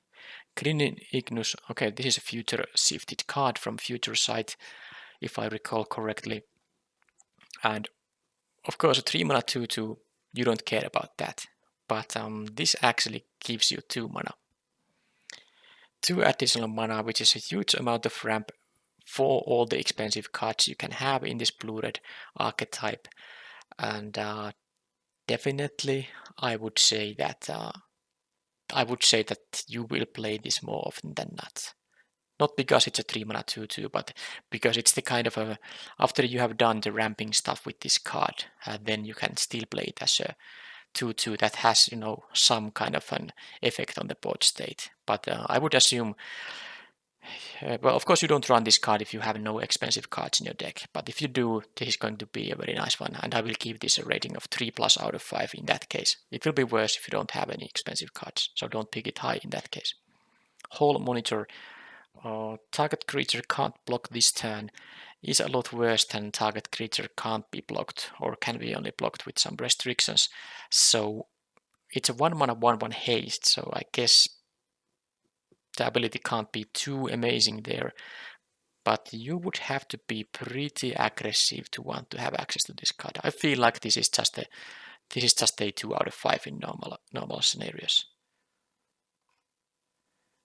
Igneous Inspiration. Oh yeah, this is great. So 3 mana sorcery for 3 damage is slightly worse than what you usually get, but with the learn attached here, it's a fantastic card. You just don't, you have some kind of lessons in your sideboard, and this is going to be fantastic. And sometimes you can just be happy about casting this even if you don't do anything with the learn. You don't want to discard anything, you don't have any lessons available. 3 mana for 3 damage to any target. This is nice. This is a 4-, well, no, with the learn, sorry, it's gonna be a 4 out of 5. Yes, it is. Mascot Interception. So this is a act of treason. Easier if you target tokens. Okay, with the pump effect, still, I don't like these kind of cards in limited. You have to be extremely aggressive. But if you are, it's a playable card, otherwise not. So let's give it a 2 out of 5, and if you are super aggressive, maybe you can pick it higher. Start from scratch is a lesson. This is one other single caster lesson. So if you have the common land that taps for anything, you can have this in your sideboard and can fetch it. 1 damage to any target or destroy target artifact. Well, this is exactly the kind of card that is perfect as a lesson. You don't want to main deck these kind of two situational effects, but both can be very useful in certain situations. So definitely pick it for your sideboard, but don't main deck. 3 out of 5. Stormkiln Artist. Okay, 4 mana 2/2 gets power boost for each artifact you control, and then this creates those artifacts by Magecraft. You get treasure tokens.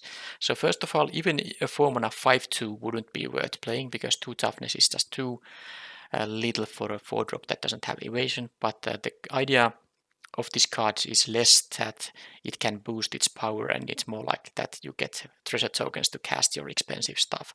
So if you don't have any expensive cards in the deck, this is not a good card. If you have those 6, 7, and 8 mana spells in your deck, this is going to be fantastic, and I would give this a rating of 3+ out of 5 in that case. Otherwise, just something like a maybe even unplayable, but at most a 2 out of 5 if you don't have expensive spells. Bookworm. Alright, that is 8 mana for 7/7 trample, but nice enters the battlefield ability. Gain 3 life and draw a card, and then if the game still prolongs, you can actually put this from your graveyard third from the top of your library. So very slow recursion, but it is still there for a very long game. I assume that if you have this, I mean, of course, 8 mana is a lot, but it's a very nice enters the battlefield ability. So, and it's a 7/7 trampler that will, close the game if opponent can't deal with it. So I will give it a 3+ out of 5, but you really need to pay attention to getting to 8 mana if you have this in your deck. Containment Breach. This is a green lesson, single caster again. Naturalize, and then if it's a cheap one, the target, you get to have a pest token. Well, perfect lesson, wouldn't ever main deck, but would definitely want to have always in my sideboard, and I will give it a 3 out of 5. Devouring Tendrils. Oh, so this is just a Rabbit Bite with an upgraded version. But it's not the first time. We have seen uncommon Rabbit Bites with an upside before. This is one of them. So definitely a very good card. This is not a fight, it's a bite. So bite meaning that comes from the Rabbit Bite. At least I use this terminology. So basically your creature deals damage to the opposing creature equal to its power, but it doesn't get, the opposing creature doesn't fight back. And this is also a fantastic effect at 2 mana, it's great, and this has the gain life aspect in it, which can be quite nice for some cards in the green and black. Some green and black cards care about gaining life, so I will give this card a 4- out of 5. Emergent Sequence. Okay, a lot of text, but what this card does, it gives you a land, any basic land, so this does fix your mana, and then okay, you have to give it a counter, so you can't choose not to make it a token. So because of course sometimes you just want to have the acceleration without giving the opponent an option to remove it, but it will always become at least a 1/1, could become a 2/2 if you have had your land drop before casting this spell. So I quite like it. 2 mana ramp is definitely strong always and fixes your mana, so I will give it a 3+ out of 5. Fortifying Draught. Okay, so this is a 1 mana +2/+2 with life gain synergies, and you can even get a bigger pump if you have other life gain cards. I like that it costs only 1 mana, and if you have any other ways to gain life, this can be more impactful card. I like this kind of a combat trick. I could see playing this, so I would give this a 3 out of 5. Honor Troll. 3 mana 2/3 with Vigilance. Okay, so becomes a 4/4 if you have life gain synergies. This helps a bit because every life point you gain, this adds 1 to it. So well, not for the every life. Every time you gain some amount of life, you will get that amount +1 instead. So given that the stat line is bad, 2/3, and it's not easy to get to 25 or more life, because if opponent is any more aggressive than you are, you probably can't get to the 25 life even if you have some life gain around. So I don't think I like it too much. I will give the card a rating of 2+ out of 5. Karok Wrangler, 5 mana 3/3 with a Magecraft. Okay, so this is also one of those that grow when you trigger Magecraft, and this is not only, this can target itself, but it can target any other creature too. I just like these things, even though 5 mana 3/3 is way overcosted, the potential of this card is so great, and this, you can just use this as an instant speed trigger. If you cast instant mid-combat, something gets a counter, you will make the combat so tough for the opponent when you have mana open and cards in hand when this is on the play. I think this is easily a 3+ out of 5. Master Symmetrist, 4 mana 4/4 with reach, and okay, attacks with trample and affects other creatures with square stats too. So square stats means that the attack and the power and toughness are equal of values. So definitely a 4 mana 4/4 reach is worth 4 mana. So I consider this quite a strong card. Maybe even I'm happy to first pick and play. Yeah, I will actually give this a 4- out of 5 because the reach makes it such a nice blocker on the turn you play it, and then attacking as a trampler is very strong as well. Overgrown Arch. Well, okay, this is the easiest way to gain to activate or trigger any life gain synergies with a 2-mana 0/4 defender that can, just tap for life gain, and then you can at some point in the game learn by sacrificing it. I think this is the kind of wall I'm happy to play in most decks. Of course, depends on your lesson toolbox and depends on how much of those life gain synergies you have, but I would rate this as a 3 out of 5. That could be even higher rating if later in the draft when you know that it's going to be very good. Aether Helix, bounce. That has sorcery speed bounce on a permanent.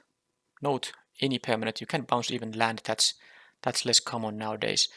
And return target permanent. Okay, so you get something from your, well, a permanent card from your graveyard to your hand, and you bounce an opposing thing. So 5 mana is a lot, but you get the tempo back by bouncing something your opponent has, and then if you have some great permanents in here in your graveyard, quite nice. But it really depends on if there's something worth returning in the graveyard. I will give it a 3 out of 5. Sometimes it will be worse than that, sometimes it will be a lot better than that, but I think in average case a 3 out of 5 is a generous rating for this card. Closing Statement. Well, again, one of the cards with a very nice name. Oh yeah, this one. Costs 2 less to cast during your end step. Okay. Destroy target creature or planeswalker you don't control, and then you get a +1/+1 counter. Well, this is just great. It's a 3 mana removal, and if you want to cast this on opponent's turn, it's a 5 mana instant speed removal on a creature. With value, you get the +1/+1 counter, so definitely a 4 out of 5. Creative Outburst, 7 mana instant, blue-red. Okay, well, look at the text here. 5 damage to any target, and this is an instant, like I said. Then you get the best card from the top 5 cards of your library. And then this has the secondary option to just create a treasure token if you are stuck at a low land count and doesn't seem like you're getting to 7 mana anytime soon. Well, this is a card I'm happy to first pick and try to get there. So I will give it a 4- out of 5. I think I'm willing to first pick this, and because the effect is so strong, 5 damage and then very good selection for a new card. Yeah. 4- out of 5. Daimogoth Woe Eater. 7/6 for 4. Okay, that requires. Okay, you sacrificing. Okay, this is very hard to judge now because I haven't played the set. I don't know how easy it's going to get this kind of sacrifice fodder. But if it is, this is a huge beater for 4 mana, and then there is the downside. No, the upside that when you have to sacrifice, or you choose just to sacrifice itself, then still opponent discards a card, you draw a card, and you gain 2 life. So it's not even that bad if you just cast this and then on your upkeep sacrifice this card right away. This will be a 7/6 blocker, so opponent has very tough time attacking with ground guys. And then even if you don't want to sacrifice anything else, you get some value out of it no matter what. I think it's a quite nice card, and I will rate it as... it's tough to say. I would want to say 4- out of 5, but if you most often just sacrifice itself, it's not going to be that great. I will give it a 3+ out of 5, and let's see if this performs a lot better than that. Deadly Brew. Each player, so this is an edict for each player, and if you sacrifice something, okay, you can kind of get something better, ideally from your graveyard to your hand. I don't really see, this being very good because opponent can just sacrifice something that's not very good, and then you can get some other permanent from your graveyard to your hand, but it's just well, it depends on how much of this sacrifice fodder you have and how many kind of good permanent cards you have that you are willing to get back from your graveyard by paying this 2 mana additional cost here. So I would say normally this is not worth playing. I would say it's a 2+ out of 5, but can be better in under some circumstances. Decisive Denial, 2 mana, instant speed fight, or counter target non-creature spell with 3 mana tax. I like it quite a bit. I would play this in any blue-green deck because those you should have good use for either of these abilities, and 2 mana isn't that bad from these effects. So I will give it a 3+ out of 5. Dina Soul Steeper, 2 mana 1/3. Okay, good defensive stats. And whenever you gain life, each opponent loses 1 life. So note, this is not. So if you gain like 5 life, opponent still loses only 1 life. So it's not like it doesn't mirror the life loss, but it's still fine because most of the life gain in this set seems to be like those small life gain pieces. So you don't get a lot of life at once, but you have multiple effects that make you gain a little bit of life. And then you can sacrifice creatures to make this this lady's power a bit higher. I don't think that is such a great ability. I mean, obviously it's designed to work with the pest tokens that the black and green archetype will have quite a bit, but X is the sacrificed creature's power. So yeah, you sacrifice a pest and this becomes a 2/3. It's not so exciting, but I think because it's a 2 mana 1/3 with very nice passive ability, if you have some life gain synergies, this can kind of while it's defending some small attackers against some small attackers, you can make the opponent lose some life here and there. I like it, and I will rate it as 3+ out of 5. Expressive Iteration. So blue-red sorcery for 2 mana. Oh yeah, this is that one. So you can on turn 2, it's just kind of like you get to get the best card from the top 3 cards. And on turn 3, you can choose to do so that you cast this before a land drop and hope that you have a land drop. Among those 3 cards, you can exile it and play that land. And then later in the game, you might have mana to, use 2 mana on this thing, and then the card you exile, you will play on the same turn, and then you still get the 1 card you put to your hand for later use. So I think this is quite nice. Basically, for 2 mana, you can get 2 cards, which is definitely worth it. So I will rate this at 3+ out of 5. Could be 4- in some cases, I'm not sure. But I will be a bit cautious here. I will say 3+ out of 5. Fracture. Okay, this is a sideboard card. In limited, I don't think this set has a lot of artifacts or enchantments, and definitely not planeswalkers. So this is a sideboard card. So that makes it like a 1 out of 5 for best of 1, and I think 3 out of 5 for best of 3 in terms of how high you pick it, because of course you won't be putting this in the deck, but definitely worth picking in best of 3. Golden Ratio. For each different power among creatures you control, that's not going to be so easy to draw more than 2, because the baseline for a 3 mana sorcery that draws cards, it has to draw 2 to be worth it. And there are going to be cases when you can't draw any cards or just 1 card because you don't have more than, well, you might have no creatures and you might have just 1 creature. So how often are you going to have like 3 creatures with different power each? This asks a lot from your deck. I wouldn't just jam this to any deck and hope to get there, because one good thing about divination is that you can just go land drop turn 1, land drop turn 2, turn 3 cast divination, draw 2. That's fine. You can't do that with this card. This is a late game card. Of course you can figure out scenarios where you draw like 5 cards out of this and it's crazy, but on average how good this card is going to be, and I think it's going to be tough enough to guarantee a 2 card draw.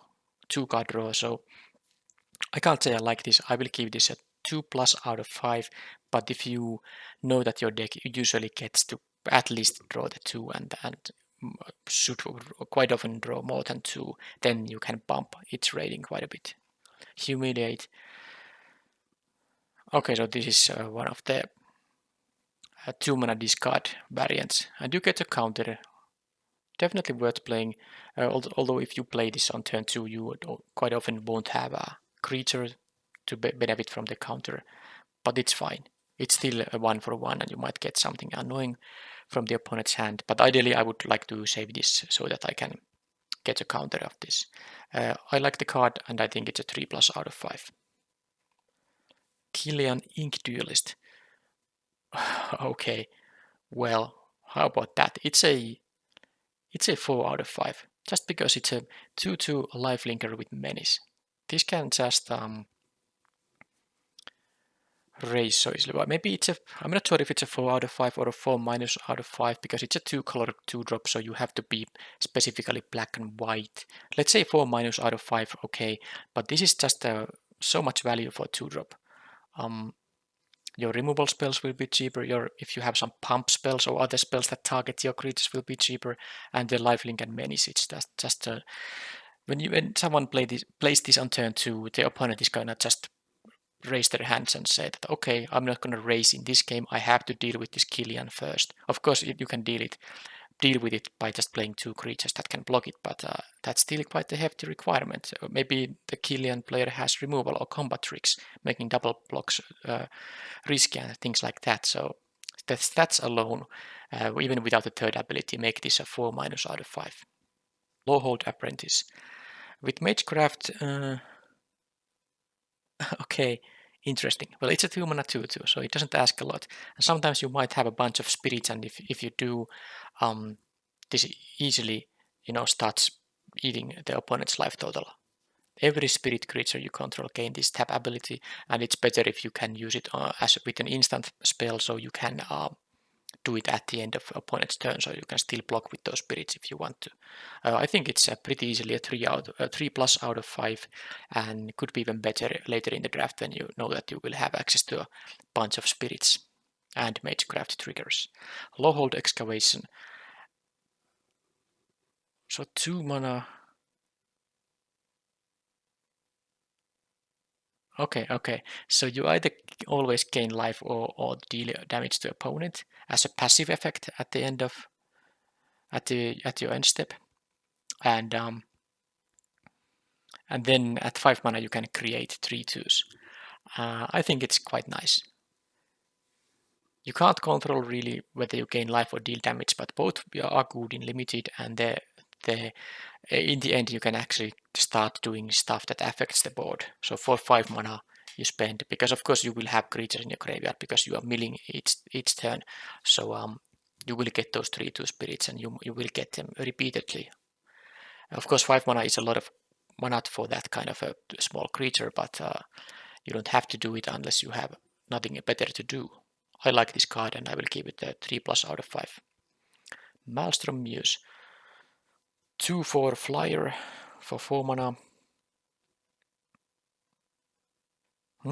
Okay. Okay, this is great.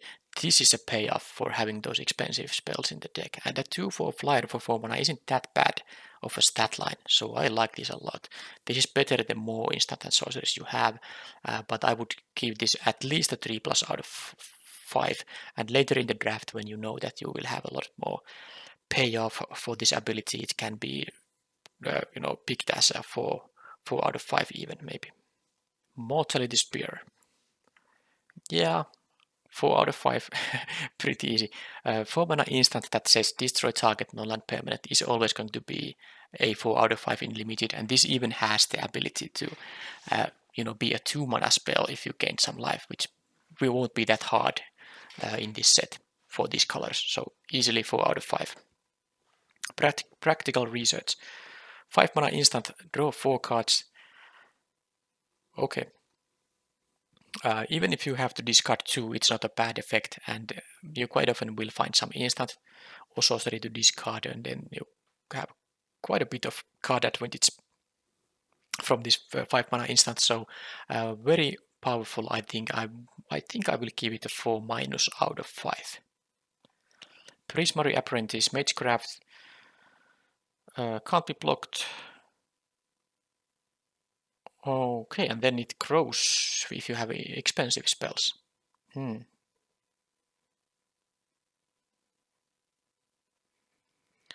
So I'm just figuring out if you copy a 5 mana spell or more expensive one, you actually are going to get 2 counters because, well, of course it requires a lot of mana at your disposal, but if you have the 2 mana thing that copies a spell, so you will play that 2 mana spell and then you cast a 5 mana spell and it will give the counter and then you copy this 5 mana spell, and I think that if that spell has a mana value of 5 or greater, should apply for the copied spell too, so you would get 2 counters. Okay, anyway, this card is clearly going to be a, I think it's going to be a 4 minus out of 5 easily, because this, the fact you can make this just unblockable and it's a 2 mana 2/2, so it doesn't ask much. That's great, and then you can make this grow at least once or twice during a game, maybe. And that makes it a lot better even. So I'm willing to give this a rating of 4 minus out of 5 because of how efficient it is. Quandrix Apprentice. As a magecraft, look at the top 3 cards. You get a land onto your hand, and as a 2 mana 2/2. Okay, most of these apprentices are pretty strong.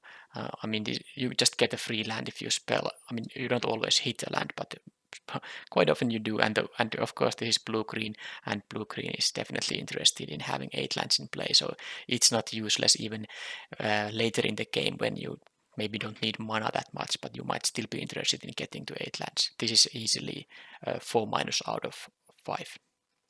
Quandrix Cultivator. 4 mana 3/4 enters the battlefield. You get the forest or island.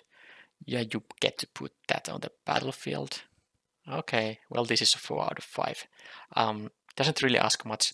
That line is definitely very nice for a 4 mana card that does something extra, and this is no joke. You get to actually accelerate your mana basically for free here. It's a 4 out of 5.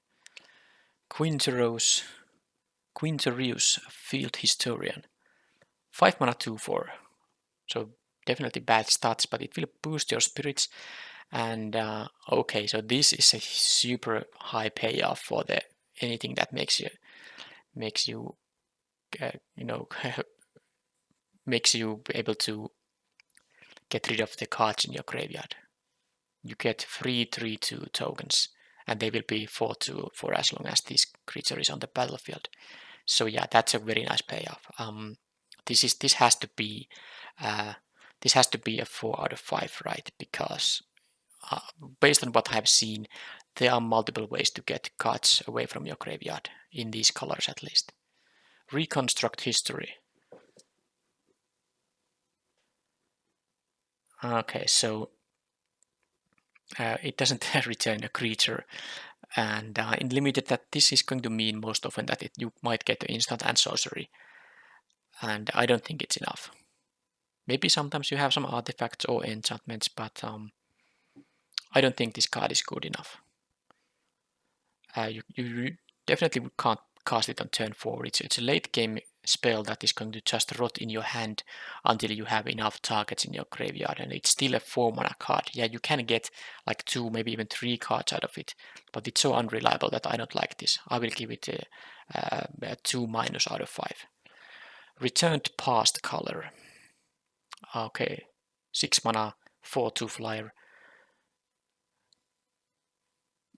Yeah, it is good enough. Spirit, instant or sorcery, you should be having some of those if you play these colors. And the 6 mana 4/2 flyer is of course overcosted, but this is nice card advantage, and usually the quality of the card you are able to return should be quite nice.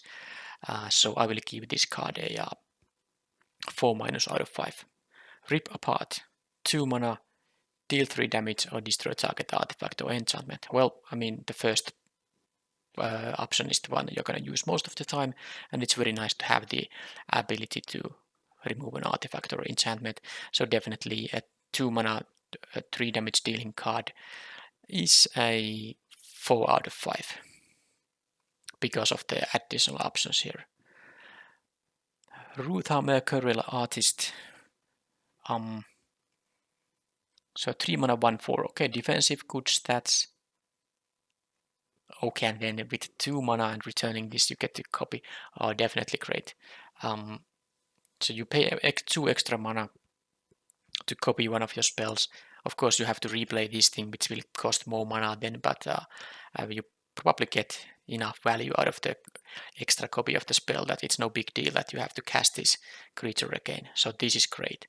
I will say it is going to be 4 out of 5, especially because this works with the Magecraft triggers as well.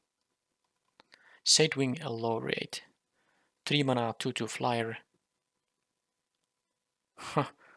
Whenever another creature dies, creature with flying dies.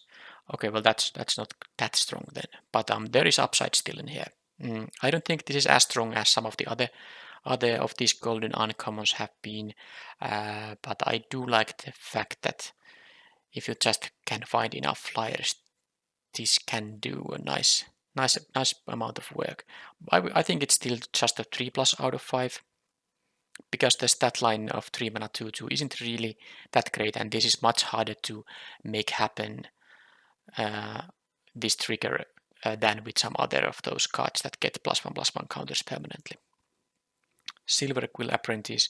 So this has a Magecraft trigger as all the apprentices have, and this will get target creature gets +1/+0 until end of turn. Well, it's still fine because it's a 2 mana 2/2, and you don't really need a whole crazy good trigger. This is not as good as some of the other apprentices, but still a very nice 2-drop you always want to play in your black and white deck, so I'm going to give it a 3+ out of 5. Tend the Pests. 2 mana instant.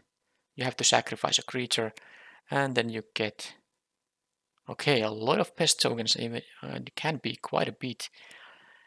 So this, in response to opponent removing your 4-power creature, makes you get 4 of these tokens, and if you have any life gain synergies in your deck, you are going to be having a good time.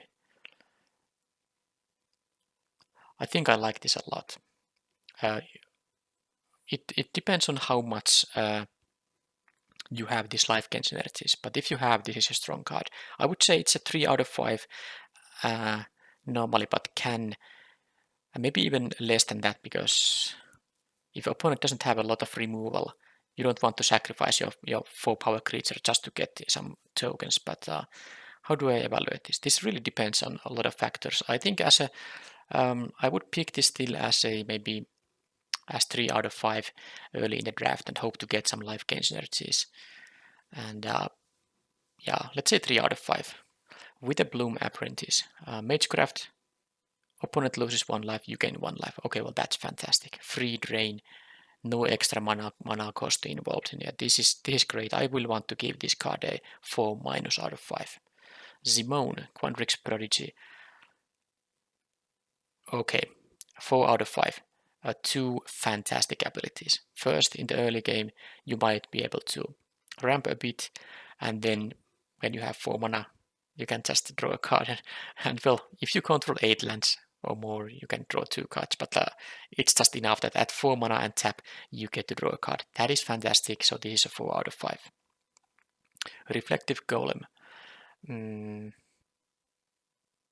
Okay, that asks a lot. You have to have some pretty specific cards to make this good, because this is a 3 mana 2/3, so not great stats. I would say this is 2 out of 5, but if you have the synergy there, you definitely pick this higher. There are some cards that give counters to your creatures and that kind of stuff. You might get some explosive turns with this card, but it really is not so consistent that you can't rely on always being able to do that. So I will give it a 2 out of 5, but please consider picking it higher when you have the synergy there. Spell Satchel, 2 mana artifact. This gets book counters from Magecraft triggers, and then you can accelerate a bit or use 3 book counters to draw a card. I think 3 is quite a lot, and when you have drawn 1 card out of it, it's kind of just buying itself back, and it also costs 3 mana. You have to be very focused on instant sorceries or lessons to make this any good. I will give it a rating of 2 out of 5, but this will become better if you have a lot of instant and sorceries. Team Pennant. So this is one of the few equipment in the set. It's also an uncommon. +1/+1 vigilance and trample is nice, but equip cost of 3 not so much, but at least tokens can be equipped for cheaper. So I think I wouldn't run this in any deck, but if you have a bunch of tokens, this definitely, and if you have a bunch of big creatures that don't have trample naturally, this is quite fine piece of an equipment. So maybe it's a 3 out of 5, but the power can really vary depending on your deck. Zevi Boots is a 1 mana equipment that costs 2 to equip, and equipped creatures gets to loot when it connects with combat damage to a player. Well, it's not so bad because the flying can be also valuable, but I don't usually like equipment that don't involve any kind of stat boost unless they have a really strong effect. And looting, while is strong, it's still I don't think I want to play this in every deck, and I don't necessarily want to pick this very high, but it has some potential, so let's give it a 3- out of 5. And then there is Access Tunnel.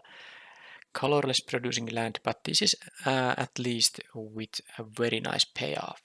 So I could see a 2-color deck that has a couple of those mana fixing lands, those endless tapped lands that have the scry ability, that they can play an Access Tunnel, because making one of your 3 power or smaller power creature unblockable is definitely nothing to laugh at. But you can't really play this in 3-color decks very easily. You really should pay attention always to your lands that produce the correct color of mana, and this doesn't produce more than anything else than colorless mana, so it doesn't go to every deck, but in some decks it does go. So this rating will vary from 2 out of 5 to, I think, 3 out of 5. And that was all the uncommons. I will cover the rares and mythic rares in the same go, in the color order. So first the colorless ones. Mascot Exhibition is a mythic 7 mana lesson that gives you 3 different tokens. It is definitely worth 7 mana, but I think I will still leave this in the sideboard, assuming you have some learn cards, because you don't want to draw a 7-drop early in the game.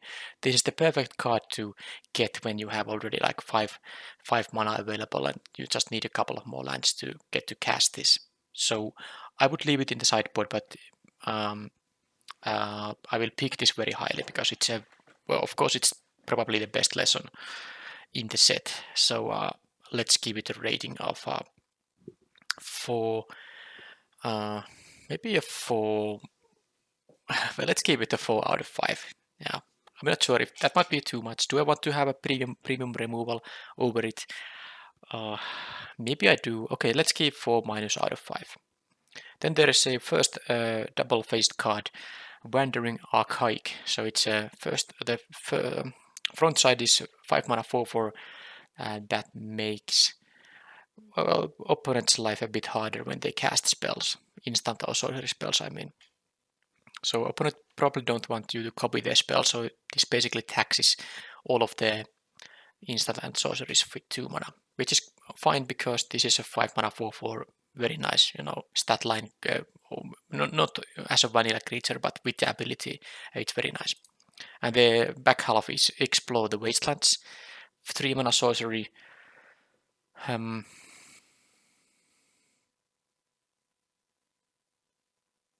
Okay, well, this is each player, like both you and your opponent get to do this. Top 5 cards, land add-on. Okay, so yeah, you don't want to cast this. You don't want to play this kind of symmetrical effect. I mean, sometimes you will have to. Maybe you need to dig into some specific or something, but this is not the kind of spell you are going to look to cast. This is only your desperation spell. You pick and play this card because of the 5 mana creature. And it is not that amazing. I don't give this a bomb rating at all. I think it's a 3+ out of 5 because sometimes the opponent can just pay the tax and not be that much bothered, and you get a 5 mana 4/4, which is nothing too amazing. So this is a 3+ out of 5. Academic probation is a rare lesson. Yeah, this is very, I mean, of course not a main deckable card by any means, but is this even something you often want to get? Well, I guess if you really need to push through the final bit of damage, you can use the second mode to lock down a potential blocker. So, not a great one. I think this is one of the worst lessons I have seen. So maybe I give this a rating of 3- out of 5 to kind of because this is so situational effect. You rarely need this kind of stuff. You don't need to peak this very high. 3- out of 5. Devastating Mastery. So this is a 6 mana destroy all non-land permanents, and you can pay just 4 mana, which is horrible because opponent gets to save 2 of their creatures. Well, I mean any permanents. So definitely not a great threat effect. I would give this a rating of maybe 2+ out of 5. Elite Spellbinder. This is the Paulo Withers this World Championship card. Well, it's a nice one. 3 mana, 3/1, flying. That is limited playable. And then this effect it has. So this effect permanently exiles something from the opponent's hand, and they can cast that spell by paying 2 extra mana.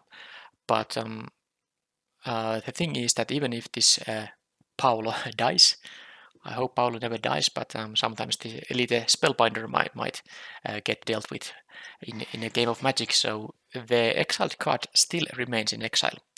So the tax will be permanent, which is very nice. So I would give this a rating of 4- out of 5 because the stats are so efficient and this really can make the opponent's life a bit annoying when they have to pay 2 extra for some of their cards. Leonin Lightscribe, 2/2 for 2. Okay, pumps your team as a Magecraft ability. Oh man, that is a lot of free power and toughness boost for no extra effort, just cast some spell. That's great. I'm going to give this card a it's going to be 4 something, but I'm just wondering if it's a 4-. I usually compare when I think about the rating of 4- or 4 because the premium removal gets a 4 out of 5. Is this something I want to pick over or on par with the premium removal? And I think it is in some cases might be. As a pack 1 pick 1 situation, I would take a removal spell, but let's say I have a couple of removal spells already in my deck. I might prefer the Leonin Lightscribe in that case, so I will give this a 4 out of 5. And then we have a mythic rare, Mawinda, Student's Advocate. 3 mana, 2/3 flyer. That's an okay stat line. 2/3 flyer for 3 mana is nice in limited. And then, a lot of text.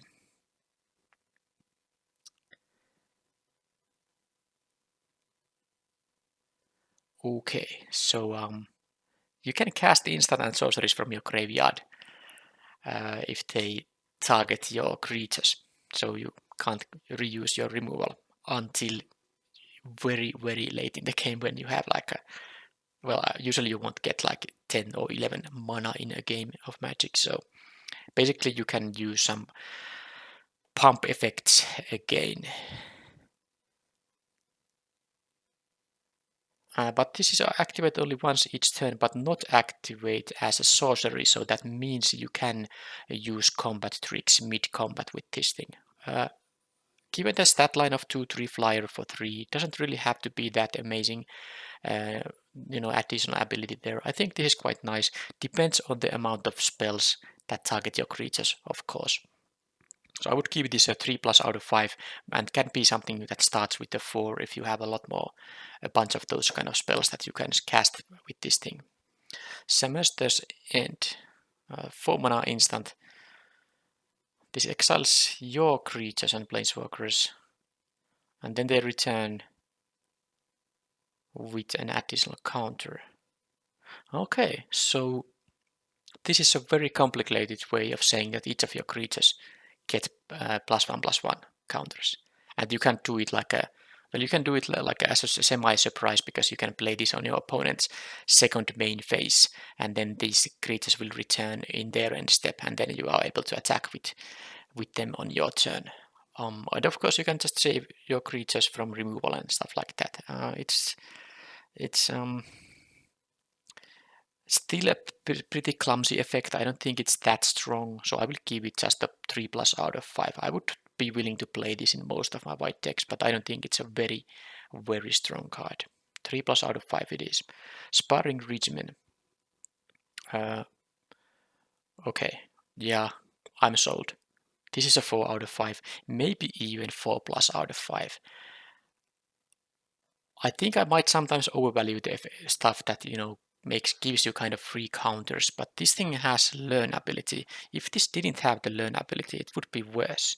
But you always get to learn first, and then you attack, and basically the creature grows, and you can untap it, so it becomes a potential blocker too. And the more turns this is on the battlefield, the better the value gets, and you get to get some kind of lesson from your sideboard too.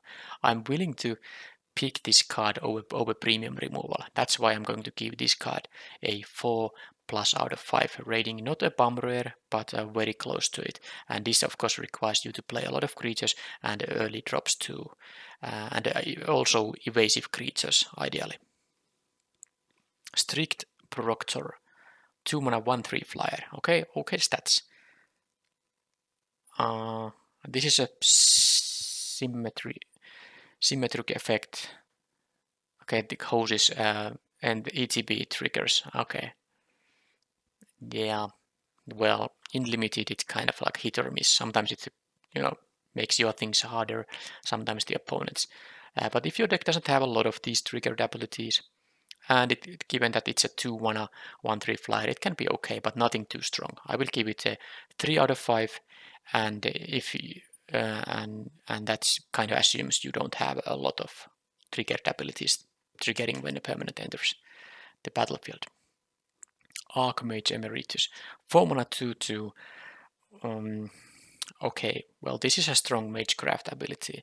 If you draw one card out of this card, it is not great. 4 mana 2/2 that draws a card as an ETB ability won't be that great. But if you get the second card and anything beyond that, this is going to be crazy good. So if your deck has enough Magecraft triggers, this will be extremely strong, and it can be quite weak other times. So I would give this a very, very wide range of ratings. This could be something from 2+ to 4, depending on the number of Magecraft triggers you have available. Dream Strix, 3 mana 3/2 flyer. Well, definitely a nice one. If it becomes the target of a spell, you have to sacrifice it, but it is not an ability, so our opponent has to use a card, or at least a copy of a spell, to deal with this thing. And then when this dies, you get to learn, so you get some value out of it, which means that I like it quite a bit, because 3 mana 3/2 flyer is no joke. I think this is a 4- out of 5. Ingenious Mastery. Okay, so this is an expel, or you can just pay 3. Okay, interesting. This does give the opponent 2 treasure tokens, and they get to scry 2. But in that case, you just paid 3 mana to draw 3 cards, and later in the game, the treasure tokens might not be that big of a deal. Early in the game, you don't want to give them. But early in the game, you probably have something else to cast than a 3 mana sorcery to just draw cards. You will usually empty your hand before you start drawing cards with your spells. So I like the ability that sometimes I can see using the 3 mana version with this card sometimes. But of course, you can just play this as a pretty expensive draw X. But for 6 mana, you get to draw 3.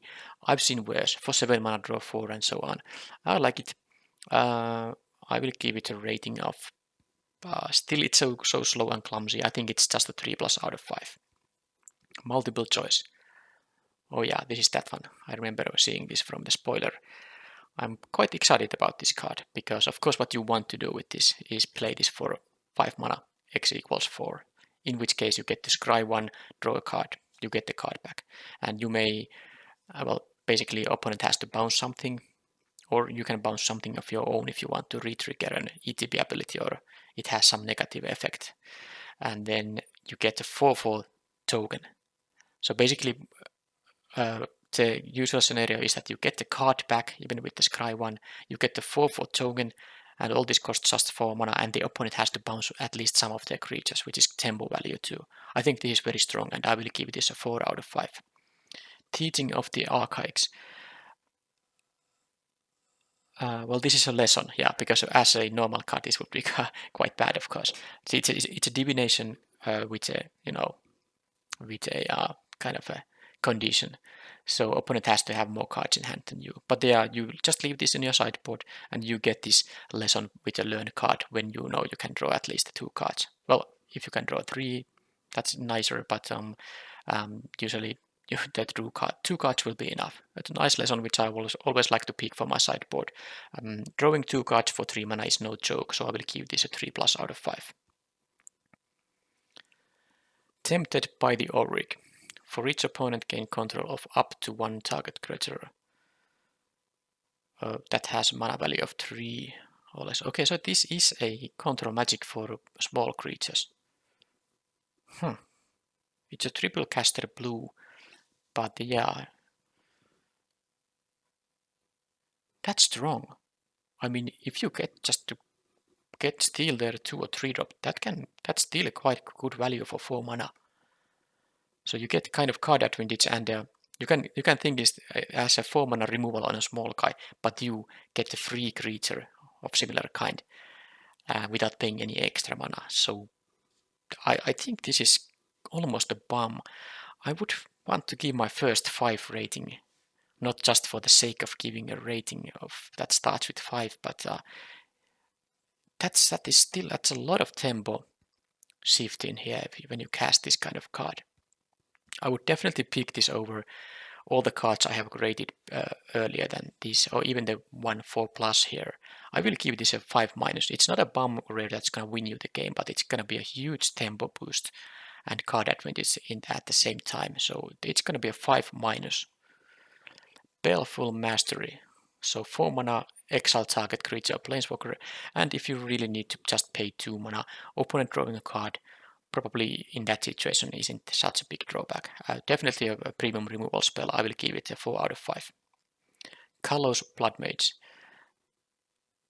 3 mana 2/1 that gets an additional effect out of 3 different options. I don't think the exile target player's graveyard is going to be that often useful, but the first and second one both are nice. I will assume you usually draw a card and lose 1 life, but sometimes you might want to just have this pest token, which is quite okay for 3 mana 2.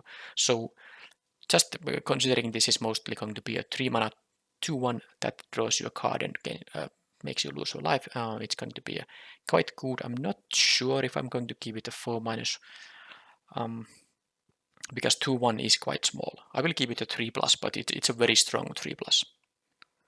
Confront the Past. It's a lesson. So, oh yeah, this says Planeswalker, and then it says Planeswalker. So this is limited unplayable, but of course it's a lesson. So you can have it in your sideboard, and maybe sometimes it's useful, but that's gonna be very low priority. So I wouldn't pick this high. I would just say this is a 2 out of 5 even in the draft portion. It's a nice lesson to have, but it's going to be useful so rarely that you shouldn't pick this over any other card. Of course the setting in this card is very if you follow the War of the Spark story, this is one of the key moments when Gideon sacrificed himself, if you are into that kind of stuff, but that's no reason to play this card. Auric Lawmage. 4 mana 3/3.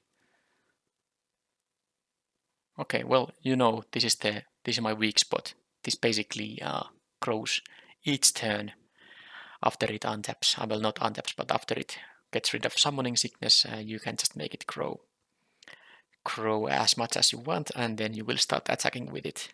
And you can also use this as a nice blocker because you don't have to use this ability as a sorcery, so you can just do it on the opponent's turn, and definitely a card that just keeps on growing. And sometimes you putting in some instant or sorceries in your graveyard can be valuable for some of your other cards might care about it. You don't, of course, want to search for your best spells, but some low impact spells, you can easily put a couple of those in the graveyard. And soon this will be a 5/5, and that's also already quite nice for a 4 mana investment. I will give this card a 4- out of 5. Poet's Quill. You get to learn when it enters battlefield.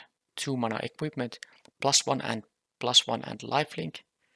Yeah, +1/+1 and lifelink equip cost of 2. So pretty expensive, but lifelink is no joke in limited, which is often about raising the opponent. So, and this even has the learn ability. I think this is easily a 4 out of 5 because of the learn ability. Just as an equipment that gives +1/+1 and lifelink, it wouldn't be that great. But combine it with the learn, it's a 4 out of 5. All right, first Planeswalker. So Liliana or Professor Onyx. So there's a 6 mana 5 loyalty Planeswalker, which is a very nice Magecraft passive ability, and the +1. Okay, classic. You gain some kind of card advantage. In this case, you get draw a card with selection.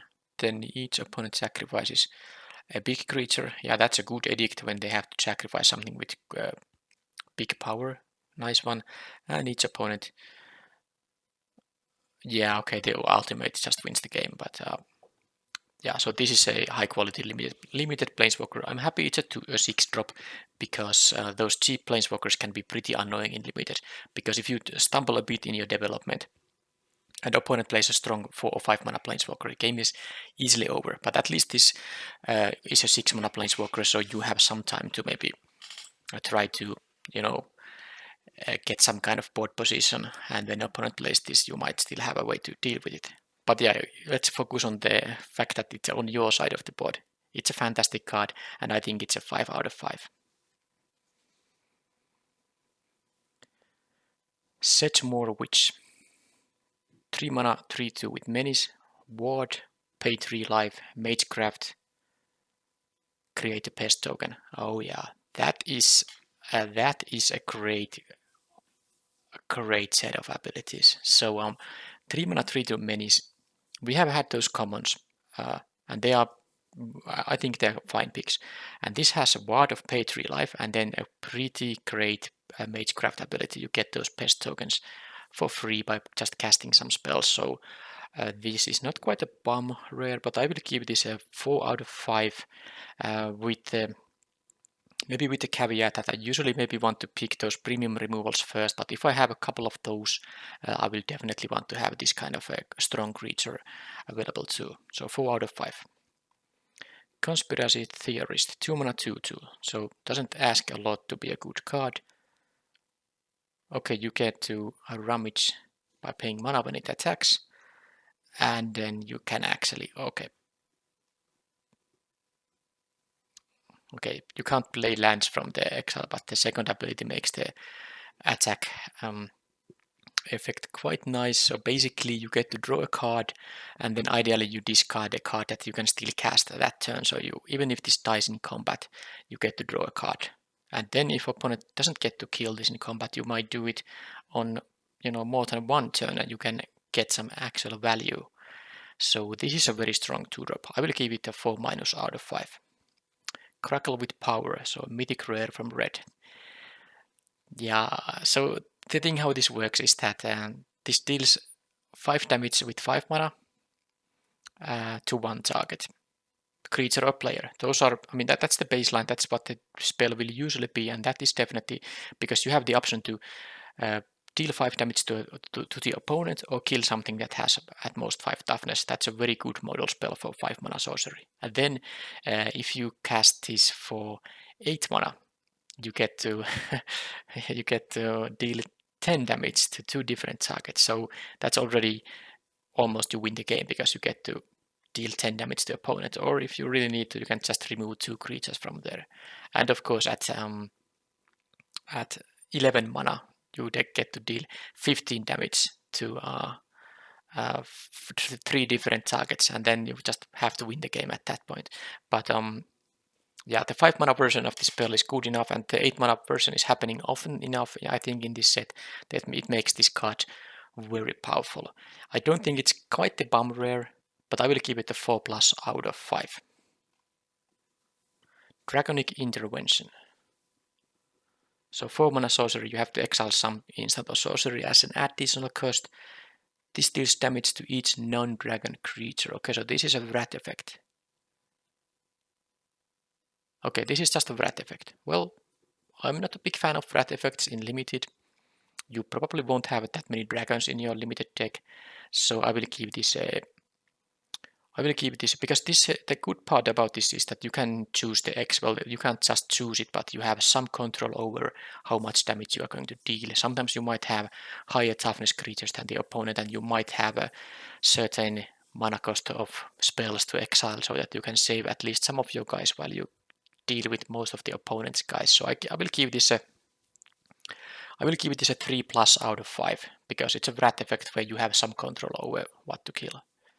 Everett Flame Painter is a 4 mana 1/4 with double strike. And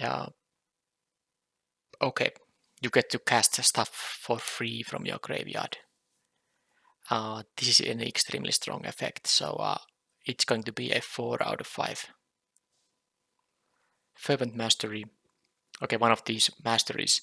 So 5 mana. all right. You get to search for 3 cards, but you have to discard 3 at random. So this is card disadvantage. And I don't see if you ever want to cast this for 4 mana, because there's just a 1 mana difference in there. But I'm just thinking about, do you ever want to play the card in general? I mean, searching 3 cards and then discarding 3 cards at random, that's so random, and you lose a card anyway because you lose this card that you used to cast it. And you lose 5 mana, so that's tutoring. I don't think this is a playable card. I really don't think. I will give this a 1 out of 5. Illuminate History. It's a lesson. So you can discard any number of cards, then draw that many cards. And okay, then if your graveyard has at least 7 cards, you get a token out of it. 3/2 Spirit. That's a perfect lesson. I don't see playing this card in the main deck because you use a card and then you have to discard additional cards to just draw that many cards. So not a main deck card, but a pretty nice lesson for late in the game, and I will give this a 3+ out of 5. Retriever Phoenix, 4 mana 2/2 flying haste. Okay stat line, and you get to learn when it enters the battlefield, if you cast it, which is usually the first time you play this, you cast it from your hand. And then if it's in your graveyard, you can return this to battlefield when you learn. Okay, that's pretty fantastic because you probably will have some learn effects in your deck, and getting this guy back on the battlefield for free seems quite valuable. And the fact that initially when you cast this, you get to learn as well. It's good enough value for sure that I like to pick this card quite high. Maybe not as high as Premium Removal, which is I give this a 4- out of 5. Accomplished Alchemist. A 4 mana 2/5. Very defensive stats, blocks a lot of things. You can add mana, and then you can add a lot of mana if you gained life. Well, definitely the stats are good. You will have easier time to get to your expensive spells. I think this is easily at least a 3+ out of 5. This could be 4- out of 5 if you have already picked a bunch of expensive cards to be casting. Basic Conjuration. Lesson. So let's see if this is main deck playable. Look at the top 6 cards. A creature gain 3 life. Yeah, so this is kind of a 3-mana tutor for a creature, but it's not a tutor because you only get to look at the top 6 cards. Gaining 3 life is nice, especially for the synergies. I still don't think this is a main deckable card usually, so a very nice lesson though. So I would say this is a 3+ out of 5. Dragon's Guard Elite. Magecraft. Okay, get a counter on a 2-mana 2/2. And then at 6 mana double the, yeah, this is just good. I'm gonna give this this is a 4 out of 5 for sure. This can get out of hand so easily. Then a mythic rare green sorcery. 3 mana and X.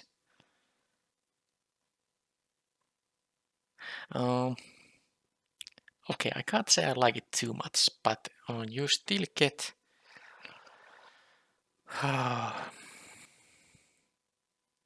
so for 7 mana you can find 4 mana creatures. For 8 mana you can get 5 mana creatures. Yeah, you get to keep 2 of them. But still opponent gives you 2 of the worst ones. I can't say that this is a very good one, but I guess if your deck is going to hit that 8 lands, you should be getting maybe enough value out of it. So I guess I'll give it a 3+ out of 5, maybe just 3 out of 5, because this is a very clumsy effect. Exponential growth. Until end of turn, double target. Okay, this is a sorcery, so if the opponent has tapped out and you have some flyer or trampler, yeah, you can win with this thing. So the math goes so that if you pay 4 mana for it, you will double creature's power once, which is usually not good enough. Your 5 power guy becomes a 10 power, but if you put 6 mana on this card, you will double it to power twice. So 5 power guy becomes a 20 power guy. If they have a trample, that could be nice. But as a sorcery speed effect, this is very risky. I'm not sure I'm willing to play this card. I would have to have multiple good tramplers or flyers to make this card worth considering, because this does do nothing else than try to finish the opponent. And it's not a lava axe. This requires that the opponent can't interfere with the by doing something to the creature you are planning to target here. I don't think this is a, in most decks this shouldn't be a playable card at all. I will give it a 2 out of 5. Gnarled Professor, 4 mana 5/4 trampler, enters the battlefield, learn. That's amazing amount of stats, and you get a very nice value. So definitely it's going to be a 4 out of 5. Verdant Mastery. So you can cast it for 4 mana, in which case opponent gets to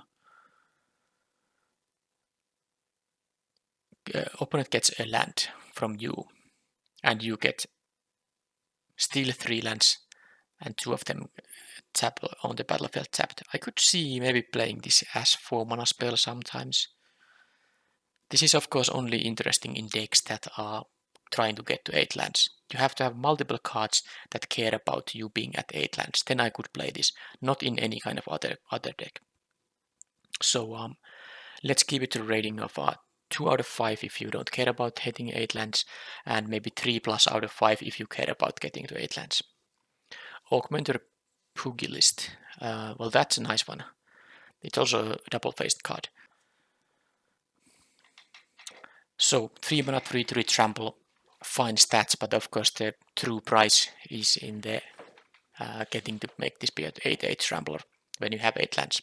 And the second half of the card is that yeah, that effect is a very rarely going to be that useful, but it's a very nice effect to have in an MDFC, because usually you just play the creature, but sometimes this echoing equation is actually going to be insane, and then you cast it and then you win it. And this is a card I would play in green decks that don't have access to blue. This is not a card I would be playing in blue decks that don't have access to green. Ideally you play it in a green deck that has access to blue, but the green creature part is good enough, and I would give it a rating of 4- out of 5. Black's Vexing Pest, another MDFC. So it's a 3 mana 3/2 that boosts some of your creatures, including pest tokens, and when it dies you gain 4 life. Well, that is the death trigger I like quite a bit. And sometimes you can actually pump some of your creatures, mostly the pest tokens. I like the first side, and the back side is search for Plex. So for 4 mana sorcery you get to get some cards with selection, and even a lot of them, but it's going to cost you a bunch of life. So I could see maybe casting this sometimes. Even if you get 2 cards out of it, you are gonna pay 6 life. So that is a very expensive cost. So I don't assume to be often casting the search for Plex, but the Plex is, I think, valuable even as in a green deck that doesn't have access to black. I wouldn't play this in a black deck that doesn't have access to green mana. This is a bit too clumsy of a sorcery here, but I will give this card a rating of, I guess, a 3+ out of 5. And then another MDFC is a black and white mythic warlock. 4 mana 2/4 with double strike. Well, that's already nice stat line. As a magecraft. okay, as a magecraft you just, get creatures back from your graveyard to hand. So that's amazing. And the backside is actually a black-red. So is this the only non-enemy, the only allied color gold card in the set? Might be. So it's a 6 mana 8 mana black-red sorcery. And you have to, you don't have to pay an additional cost, but if you do, you can sacrifice creatures, and this will be 2 mana cheaper to cast for each creature. So this could be even a 2 mana spell. Opponent sacrifice a creature, you create 3/6 creature. Okay, yeah, this is pretty good. So if you can splash for this,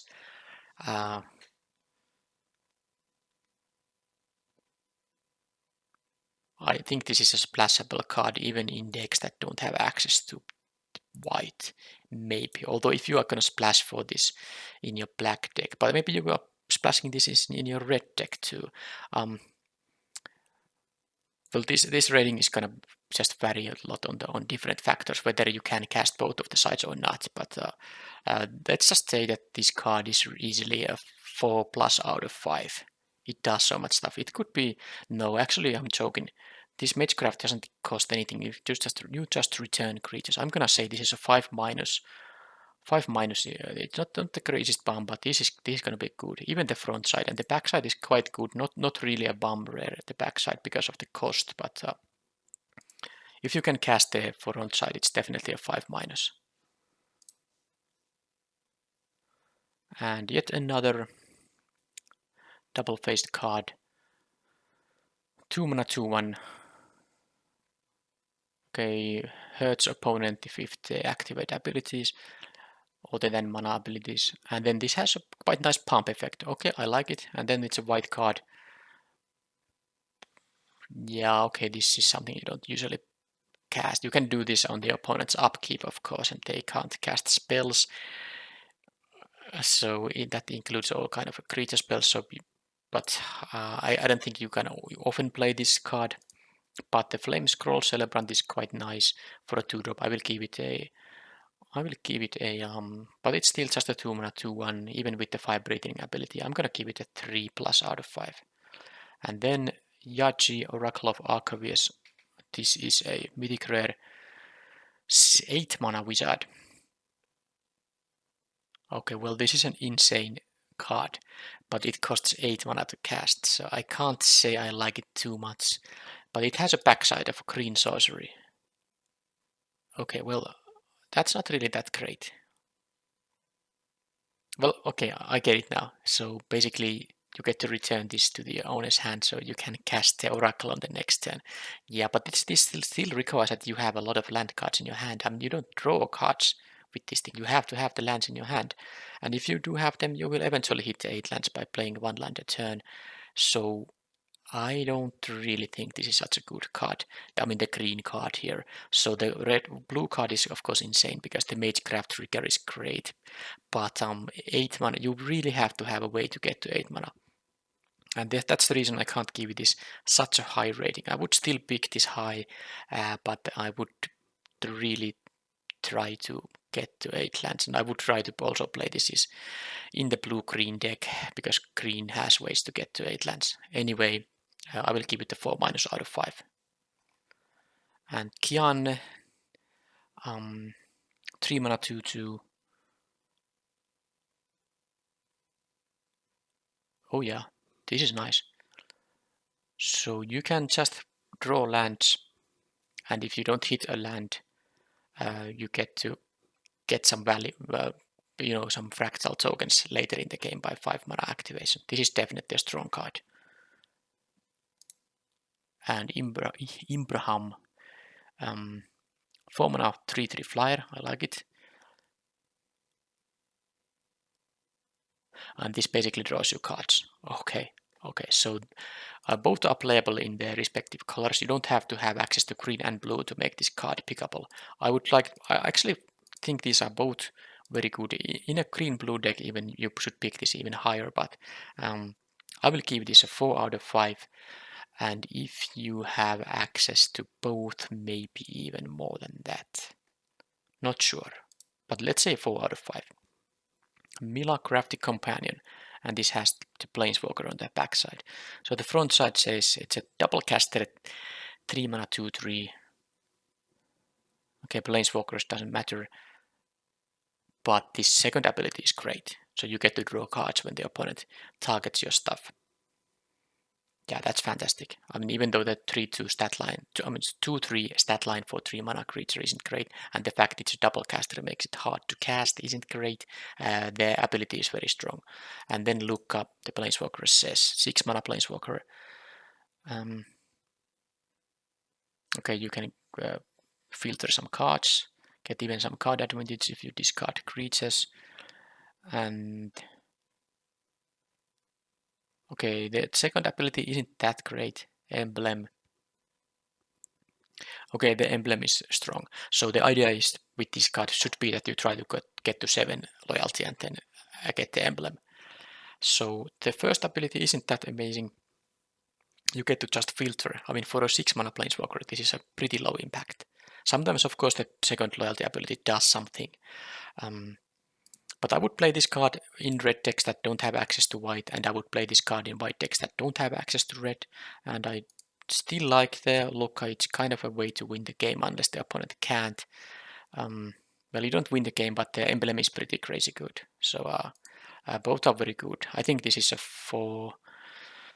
I think it's still just a 4 out of 5. Both of them halves. Maybe the Mila side is just a 3 out of 5 because, sorry, a 4- out of 5 because it's not really that big of a creature, even though the ability is nice. Pestilent Cauldron. Okay, discard a card to do some stuff. Mills. 4 target. No, I'm not a big fan of this card. I mean, yeah, you can draw some cards at some point, but seems take some work here.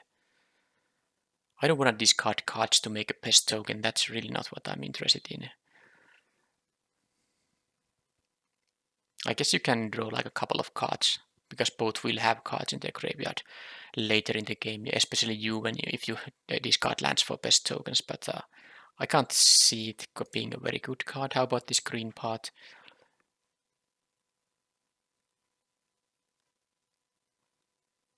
Each player gains 4 life. Okay. So you get two things back from your graveyard. But it is a 5 mana sorcery. That's very expensive. I don't like it too much. I think this card as a whole is just something like a 3 out of 5. Doesn't seem too strong. It is very clumsy. Maybe 3+, but no, let's say 3 out of 5, even if you have access to both halves. Yeah. Dean of Chaos. Okay, you can 2 mana 2/2 that draws a card by discarding a card, and tapping is great. And then you get to just... Okay, you get some free spells out of this. Well, it's not free because you have to pay 5 mana, but you get kind of card advantage from this. Definitely the 2-drop is great. How about Augusta? Okay, pumps your creatures.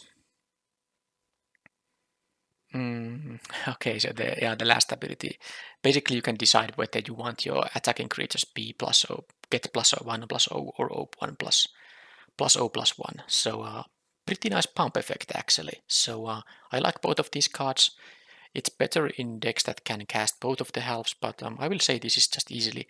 The Plark is a 4 out of 5 for sure, and this is even this thing seems like a 4- out of 5. If you're getting access to both, I guess it's like a 4 out of 5. Okay, then there's a Rowan and Will, planeswalkers on both sides. 3 mana, 2 loyalty planeswalker can't be very good. This is 1 damage to each opponent. Okay, if you have drawn. Okay, so the +1 doesn't do anything to the board.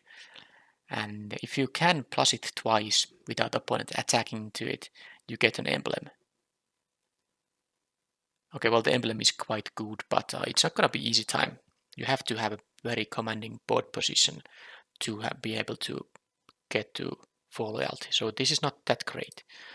Will, that's a 5 mana 4 loyalty planeswalker, so definitely is gonna be a lot better than the front half.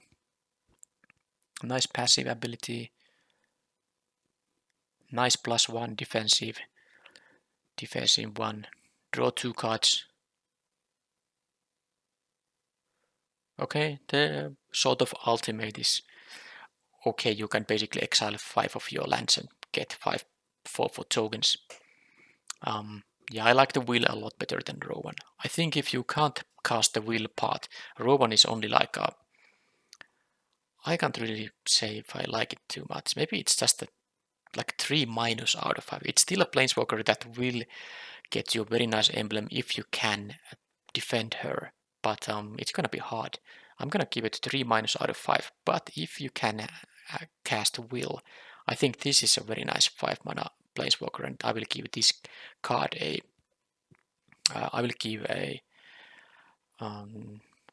maybe not quite bump, because the draw 2 cards is a minus ability. You can do it like once only, and the +1 is very defensive, but not very offensive. So I will give this a 4+ out of 5 if you can cast a blue spell in your deck.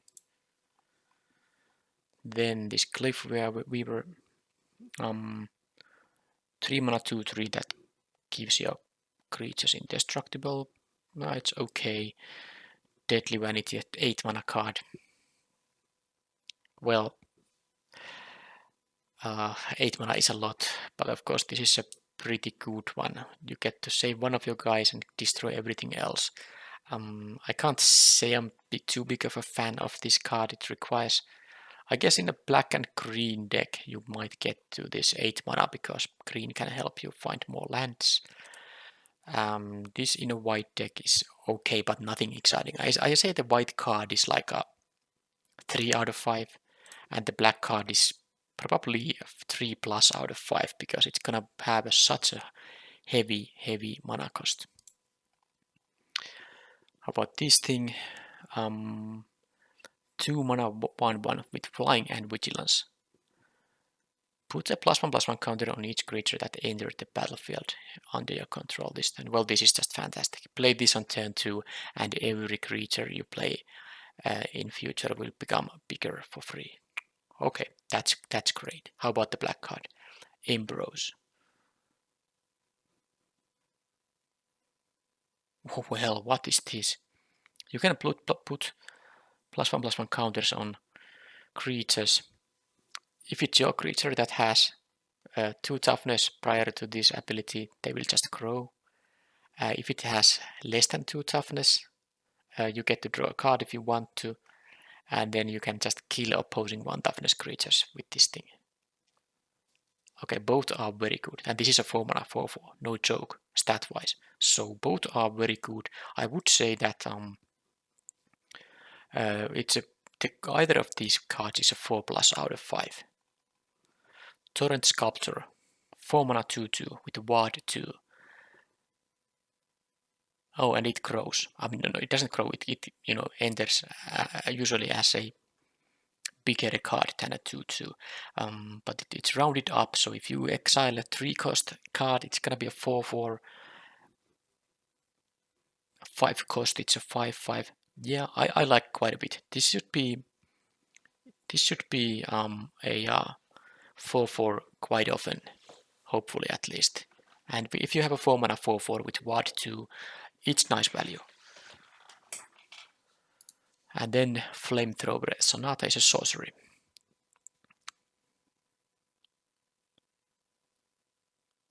Okay, well that's nice. If you discard an instant or sorcery, you can just remove something. Yeah, it's a very nice effect. I think this is playable without the blue Hylaf. If you have enough instant and sorceries. 2-mana removal spell basically. And Torrent Sculptor is definitely playable on its own too. Does require that your deck has instant and sorceries, but I don't think it's going to be a big ask in this draft format. So I will give the Torrent Sculptor half a should I give it like a 4-. Yeah, 4- out of 5, and the removal spell half. I think it's a 4-2. Maybe it's just a 3+ because you can't always cast this on turn. Well, you can't definitely cast. Well, it depends on how many instant sorceries. You can cast it on turn 2 and of course deal some damage to the opposing 2-drop. I will give it a 4- as well. It should be a quite efficient removal spell. Wilda, Dean of Perfection. 3-mana 2/2. A lot of text. Okay, so you can just exile some cards that you can cast at some point in future for cheap. Okay, you don't get card advantage, you get mana advantage, but with quite a bit of delay. But you don't have to exile if you can. It's an optional thing you can do. I guess it's fine, but a 3-mana 2/2 is of course quite bad. Nassari. Okay, well this is no joke. This is so much better. So this gives you actual card advantage. And then this grows. Sometimes. Yeah, so definitely this Nassari side is I would say it's a 4+ out of 5. And the Uilda side is probably just no, it's just a 3 out of 5. I don't like the stats here. This is at least a 5-mana 4/4. This is a 3-mana 2/2, and you don't always want to exile. Of course, if you have those extremely expensive cards, those 7- and 8-mana instant and sorceries, this will be a lot better. So this card will become much better if you get those very expensive cards. But as a baseline, I will give it a 3 out of 5. Valentin. Okay, 1-mana, 1/1 menace and lifelink.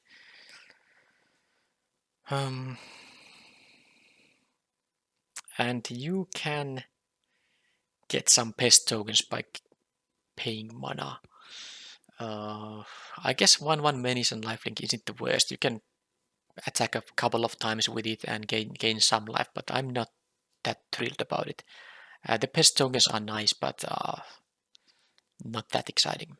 How about this 4-mana 4/4? Well, at least I like the stat line already. Yeah, okay. The magic word. Put a +1/+1 counter on each creature you control. Yeah, this is just great. I mean, you will gain life and you will get bigger creatures, and then those will also get trample until end of turn. So I would be looking to cast Lisette when I draft this card. And this Lisette is 4+ out of 5 for sure. And then Valentin, if you don't have green available, I don't think this Valentin is very good. I will give it only a 3- out of 5. Okay, then we get the Elder Dragon from the black-green school. It's a 7-mana 4/4 flyer, so that is expensive. At the beginning of each upkeep, you get this pest token and then pay 10 life, untap all lands. Okay. So basically, if you have a ton of life when you cast this, you can still use your mana on something else, but I don't think you're gonna pay 10 life that often. But yeah, it makes a pest token, 2 pest tokens per turn cycle, so it's definitely good. But 7 mana 4/4 does mean it's not a bomb rare to me. I'm going to still give it a rating of 4+ out of 5. Blade Historian. Well, you can't really cast this in anything than a white-red deck because 4 mana symbols is too much for the hybrid cost. I mean, if you play this in a blue red deck, you would need to have red mountains. 4 red mountains, I mean, come on, mountains aren't red. 4 red producing lands. That's a lot. But yeah, if you are white-red, attacking creatures you control have double strike. So it's a 4 mana 2/3, of course, not great, but this double strike is just a sick effect that definitely, if you play a white-red deck, this is a high priority pick, and I would give this a 4+ out of 5. Blot Out of the Sky is a mythic rare for white and black. X costing spell. It will create 2/1. Okay, X 2/1 flyers. So let's say if you have access to 6 mana, you will get 8 power of flyers for 6 mana, for example. And of course it scales. For 5 mana you get 6 power of flyers. If X is 6 or more, you can destroy all, or you must destroy all non-creature, non-land permanents. So I don't know how that useful that one is, but I guess if you cast this with X equals 6, you will get 6/1 flyers, which is great. So this is of course great. These are all tapped, so you can't be blocking with these. If it's a very tight race situation, you can't get any jump blockers out of these. But definitely a very strong card. Scales nicely. I mean, even at 4 mana, this is a good one. 4 mana for 2/1 flyers.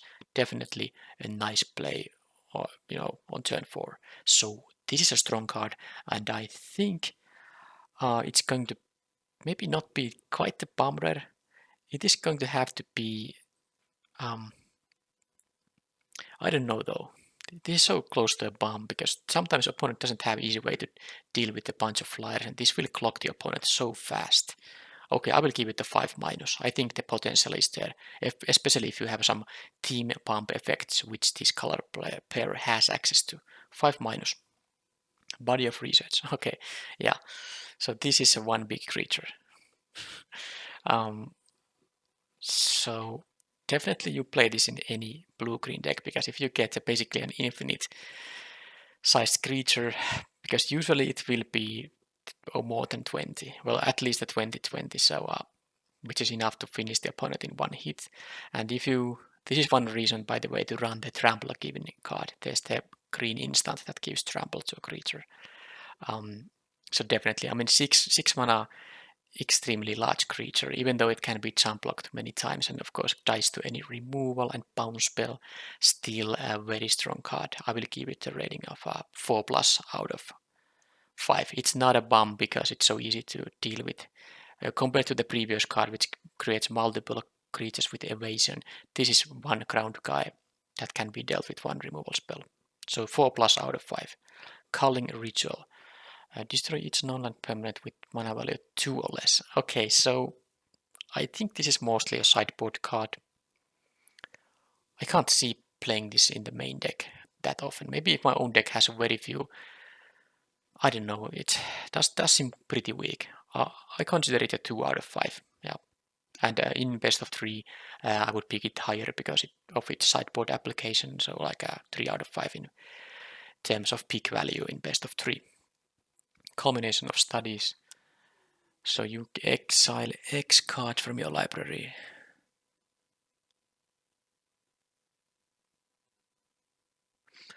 Okay, so you get a bunch of treasures, you get hopefully a bunch of card draw, and then the red cards are something you don't really care about. Exiling 1 damage per card is just not that great. So let's see what this does if you have access to 6 mana. You exile 4 cards, you get the treasure tokens will be great if you have still expensive cards to cast. Any blue card is fantastic. Red cards pinging opponent for 1 is not so great. I can't see this being that great. This is only going to be a very good card when you can cast it like with X equals 6 or something like that, which will be possible in red-blue archetype because it's kind of it has the focus on the expensive spells. But I don't think this card can be that great. I will give it a 3+ out of 5. Then there is the black-green hybrid forecast cost card. Okay, so 11/10 creature. You can play it and then you can just leave it on the battlefield unless you can feed creatures to it so that it can attack or block. Well, if you have pest token generation, this is definitely a good card. I think it's a good card in the black-green deck, but not a sick bomb rare. I will give it a 4- out of 5. Double major. Copy target creature spell you control. Okay, so this is basically one of those clone effects that clone something you have on the battlefield, but you have to copy something that you are casting. It costs only 2 extra, but let's do some simple math. So if you have a 3-mana creature, if you have to have 5 mana to copy it, so you get basically for this 2 mana you get a 3-mana creature. That's fine, not exciting. For if you are at 6 mana, you can cast a 4-mana creature and then use 2 additional mana to get another copy of it. That starts to be a little bit better. So I guess if you have a bunch of 4 and 5 mana creatures and ways to have a bunch of mana available, this can be okay. But I don't think it's that great. I wouldn't pick this high or anything. So I will say this is like a 3 out of 5. Dramatic finale. Well, 4-mana enchantment that gives your creature tokens +1/+1. Okay, and then you have a potential to when your non-token creatures die, 2/1 flying inkling creature token will enter the battlefield, and it will of course be a 3/2 thanks to the pump here, and this will trigger only once each turn, so once per your turn and once per opponent's turn. Well, this makes jump blocking very easy, and if you have already token generation in the deck, this will be a good one. I think this requires a bit of a building around, but if you do that, this can be extremely strong card.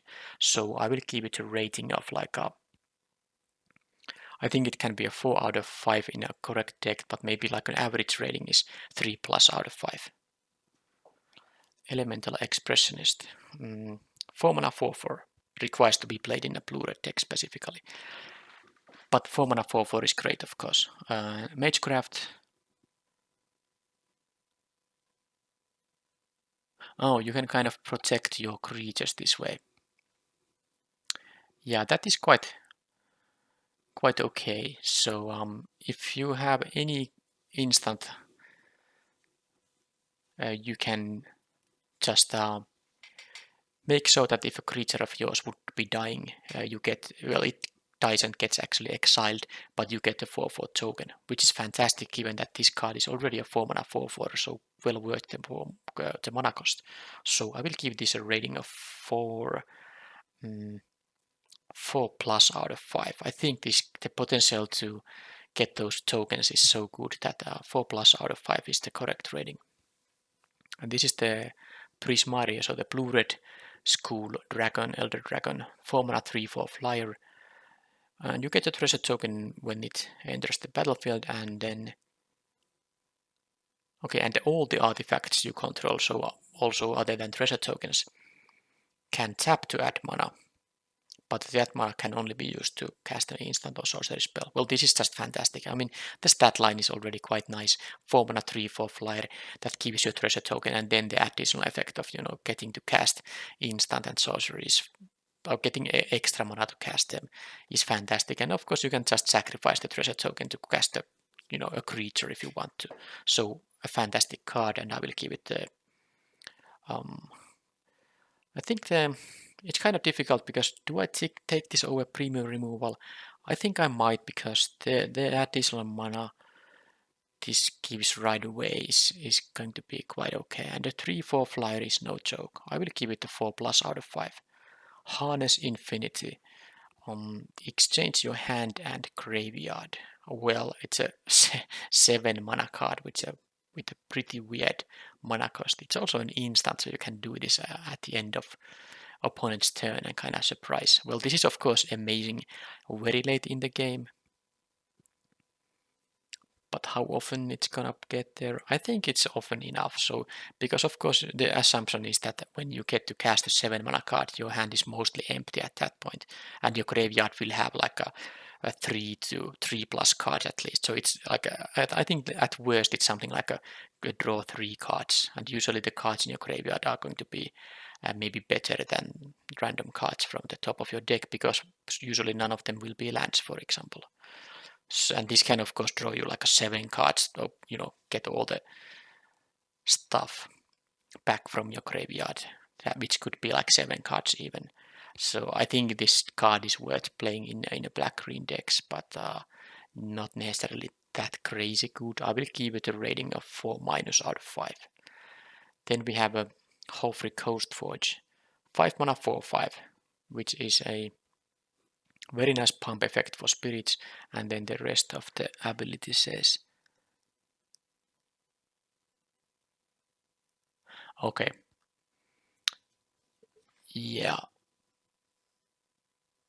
Okay, that's just great. When your creatures die, non-token creatures die, you get to get an identical spirit copy of that creature. So it will have the pump effect will affect that. So this is just a fantastic one. I think this is probably a bum rare, but not an insane one. I really like that the rares and mythic rares in this set haven't been like a crazy good. I win the game right now and I cast it. I'm still going to give this a 5-, but not a 5, because it seems like this is also a card you can deal with. It doesn't take over the game immediately. So 5-. Kasmina, Enigma Sage. So well, each other planeswalker you won't be controlling any other planeswalkers. So Scry 1, but this is a 3-mana 2 loyalty planeswalker that goes straight to 4 loyalty and gives you a Scry, and then you can up the loyalty a couple of times, and then you can start making those fractal tokens. I like it quite a bit, and the ultimate can sometimes be worth ramming into as well. Because the least this card does, it gives you a lot of life because opponent wants to attack this. They don't want to still grow indefinitely. And you can, even if you want to, you can make a 1/1 fractal token as a jump blocker on the turn you cast this, and then you can start, scrying more and playing some other cards to protect this Kasmina. I like it quite a lot, but I also like the fact that this is not a planeswalker that just takes immediately over the game. It's nice to have yourself, but if opponent casts this, you still have ways to deal with it. I really like it. The power level of the card, I think, is 4+ out of 5. And then first command. The Lawhold command is a 5-mana instant with all these different options, of which you can choose 2. I think usually you will play this, take the third option, and probably quite often you will take the 3/2 spirit creature token, although the rest of these are good too. I think all of these are very reasonable to choose. I would imagine I can choose any of these in limited games. So I really like that that you can do so many different things with this card, and it only costs. It's a 5-mana instant, so always worth it. I don't know if it's quite a bum rare, but it's definitely a 4+ out of 5. Magma Opus, so 8-mana instant. Okay, 4 damage divided however you choose. Tap 2 permanents, get an elemental token, draw 2 cards. Right. Well, it is an 8-mana card, and this has the the created treasure token option too when you can't get to 8 mana. So definitely a strong card, but it's all about how often can you get to 8 mana. I think I'm gonna give it a 4+ out of 5 still, because the effect is so great if you get to cast it.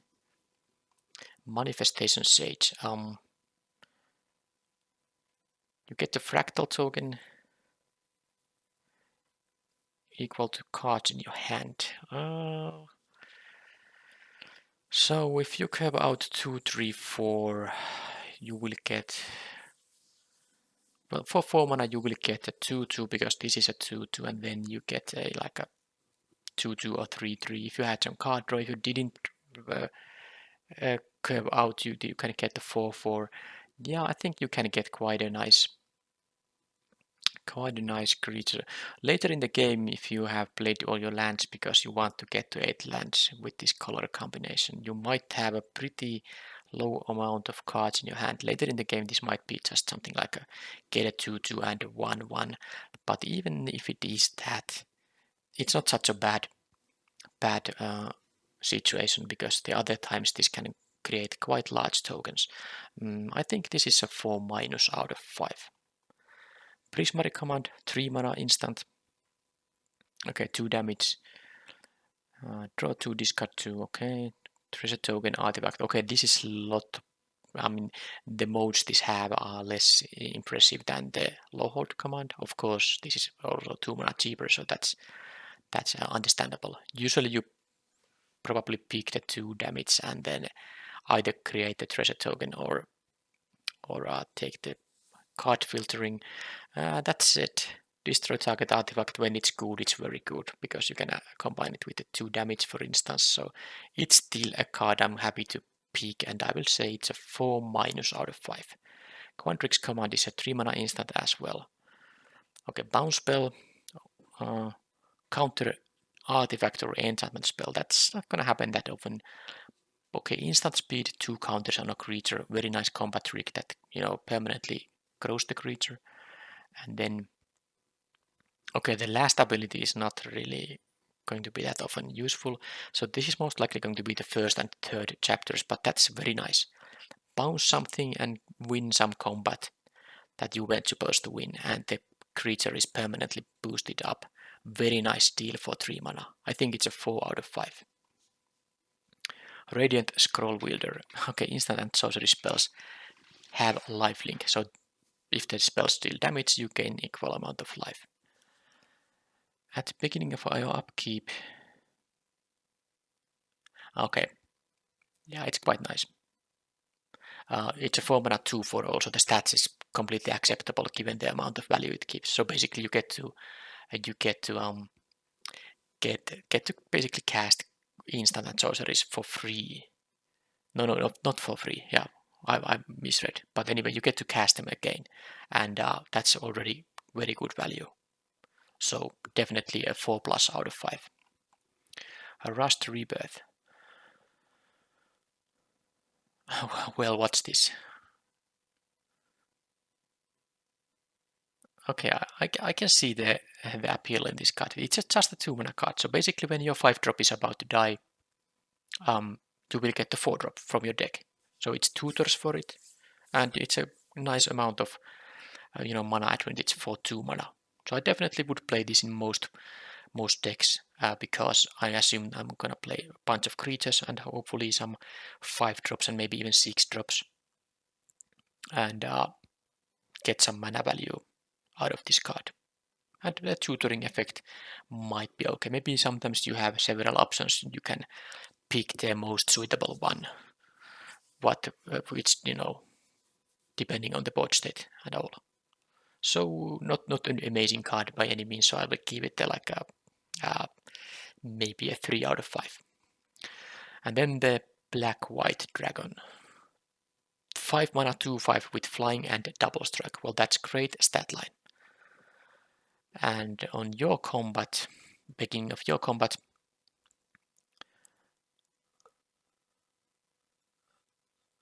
oh yeah, you may choose to. Okay, first of all, you don't have to choose, but this is the kind of funny thing. You have to give your opponent something, and you get yourself if you opt to choose this ability, use this ability. So you can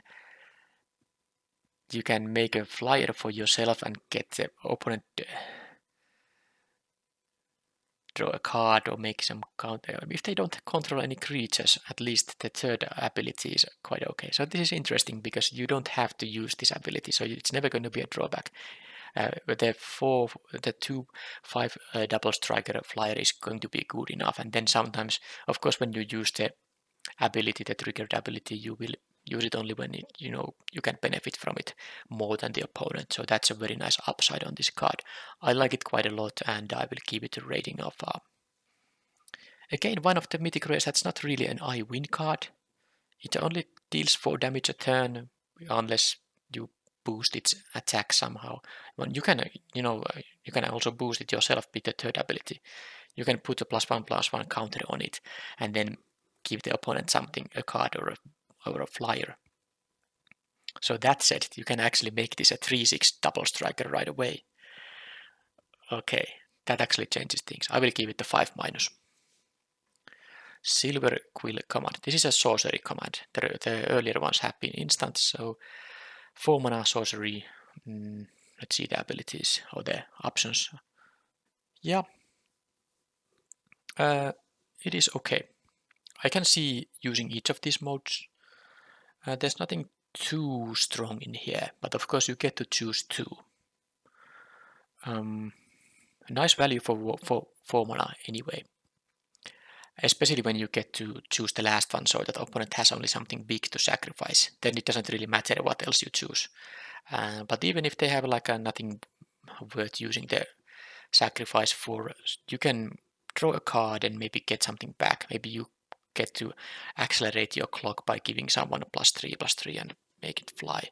So I will rate this card as still as a 4 out of 5. Silver Quill Silencer. So well, it's a 2 mana 3/2, so the stat line is great. Okay, and then you well, that's quite of a lottery. Unless it's best of 3 and you know what's in their deck, because you are playing game 2 or 3, you really, well, you can guess some of the most played commons, but usually you are not gonna get them to lose life and you draw a card. But it's funny when it happens, so let's not care about the second ability. It's a 2 mana 3/2, so definitely let's just give it a rating of 3+ out of 5. And then the blue-green Elder Dragon. Flying Trampler for 5, definitely nice stats. Okay, if any of your creatures have +1/+1 counters when it enters the battlefield, ideally that's the case, you get some very nice trigger out of this.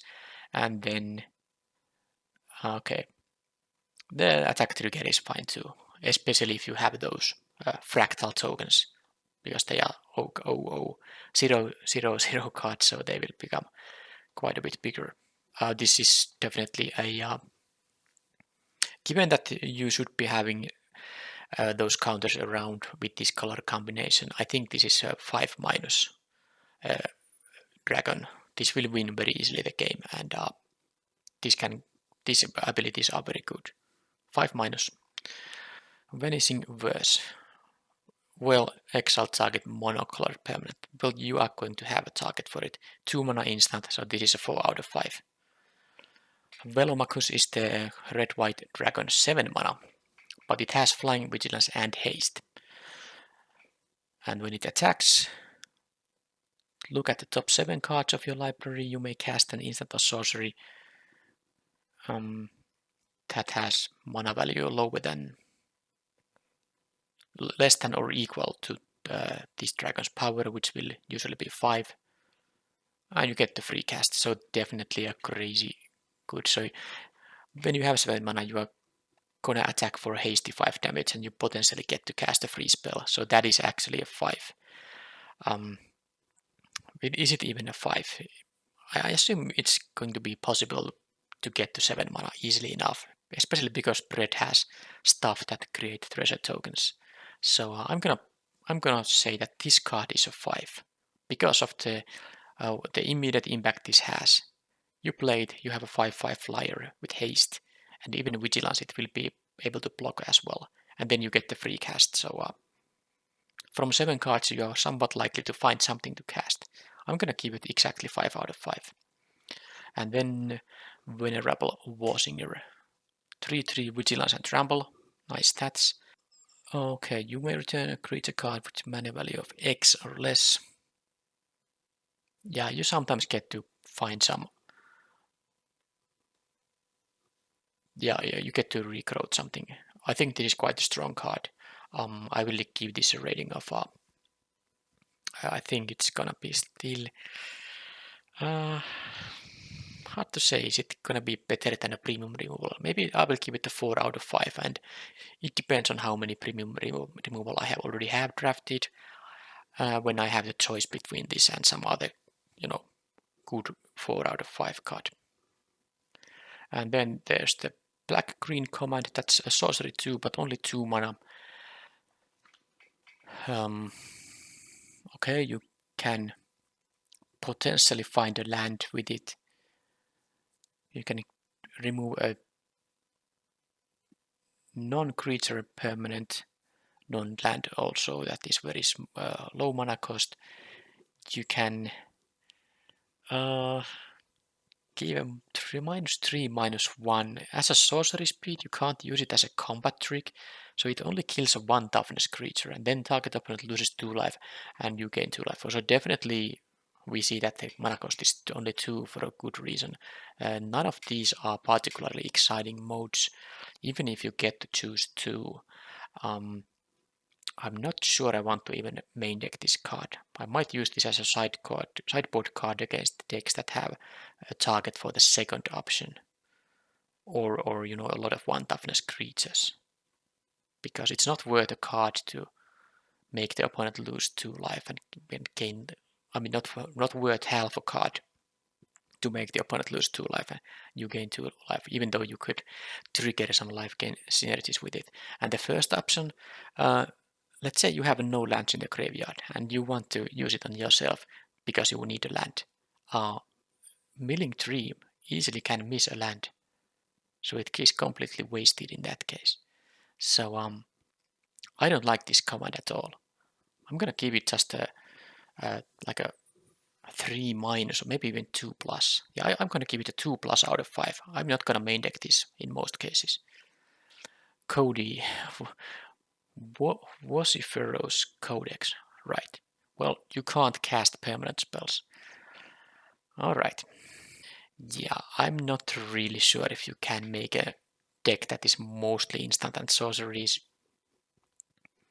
I feel like this is a 1 out of 5, but I wanna see if someone drafts a deck that makes this thing work. Of course, the ability is very good, but thing is that how are you going to defend yourself if you don't have creatures to play and block your opponent's creatures? Unless you have like a lot of spells that create tokens, you can't really play the Cody. So it's going to be 1 out of 5. Strixhaven Stadium. Alright, 3 mana artifact. You get mana, colorless mana only. You get a point counter. Okay. What? Okay, this is an alternate win condition. So you need to deal combat damage to the opponent 10 times to get point. But no, of course you get 1 point counter every turn. Okay, well that changed things. Alright. Because the idea is that of course the opponent deals damage to you, you lose a point counter. But you deal damage to the opponent with your creatures, you gain more point counters. Well, that's an interesting card because you get a 3 mana accelerating rock here with a very nice sub game here. Definitely I'm gonna play this in any deck that is going to be interested in the ramp. That's not gonna be all the decks.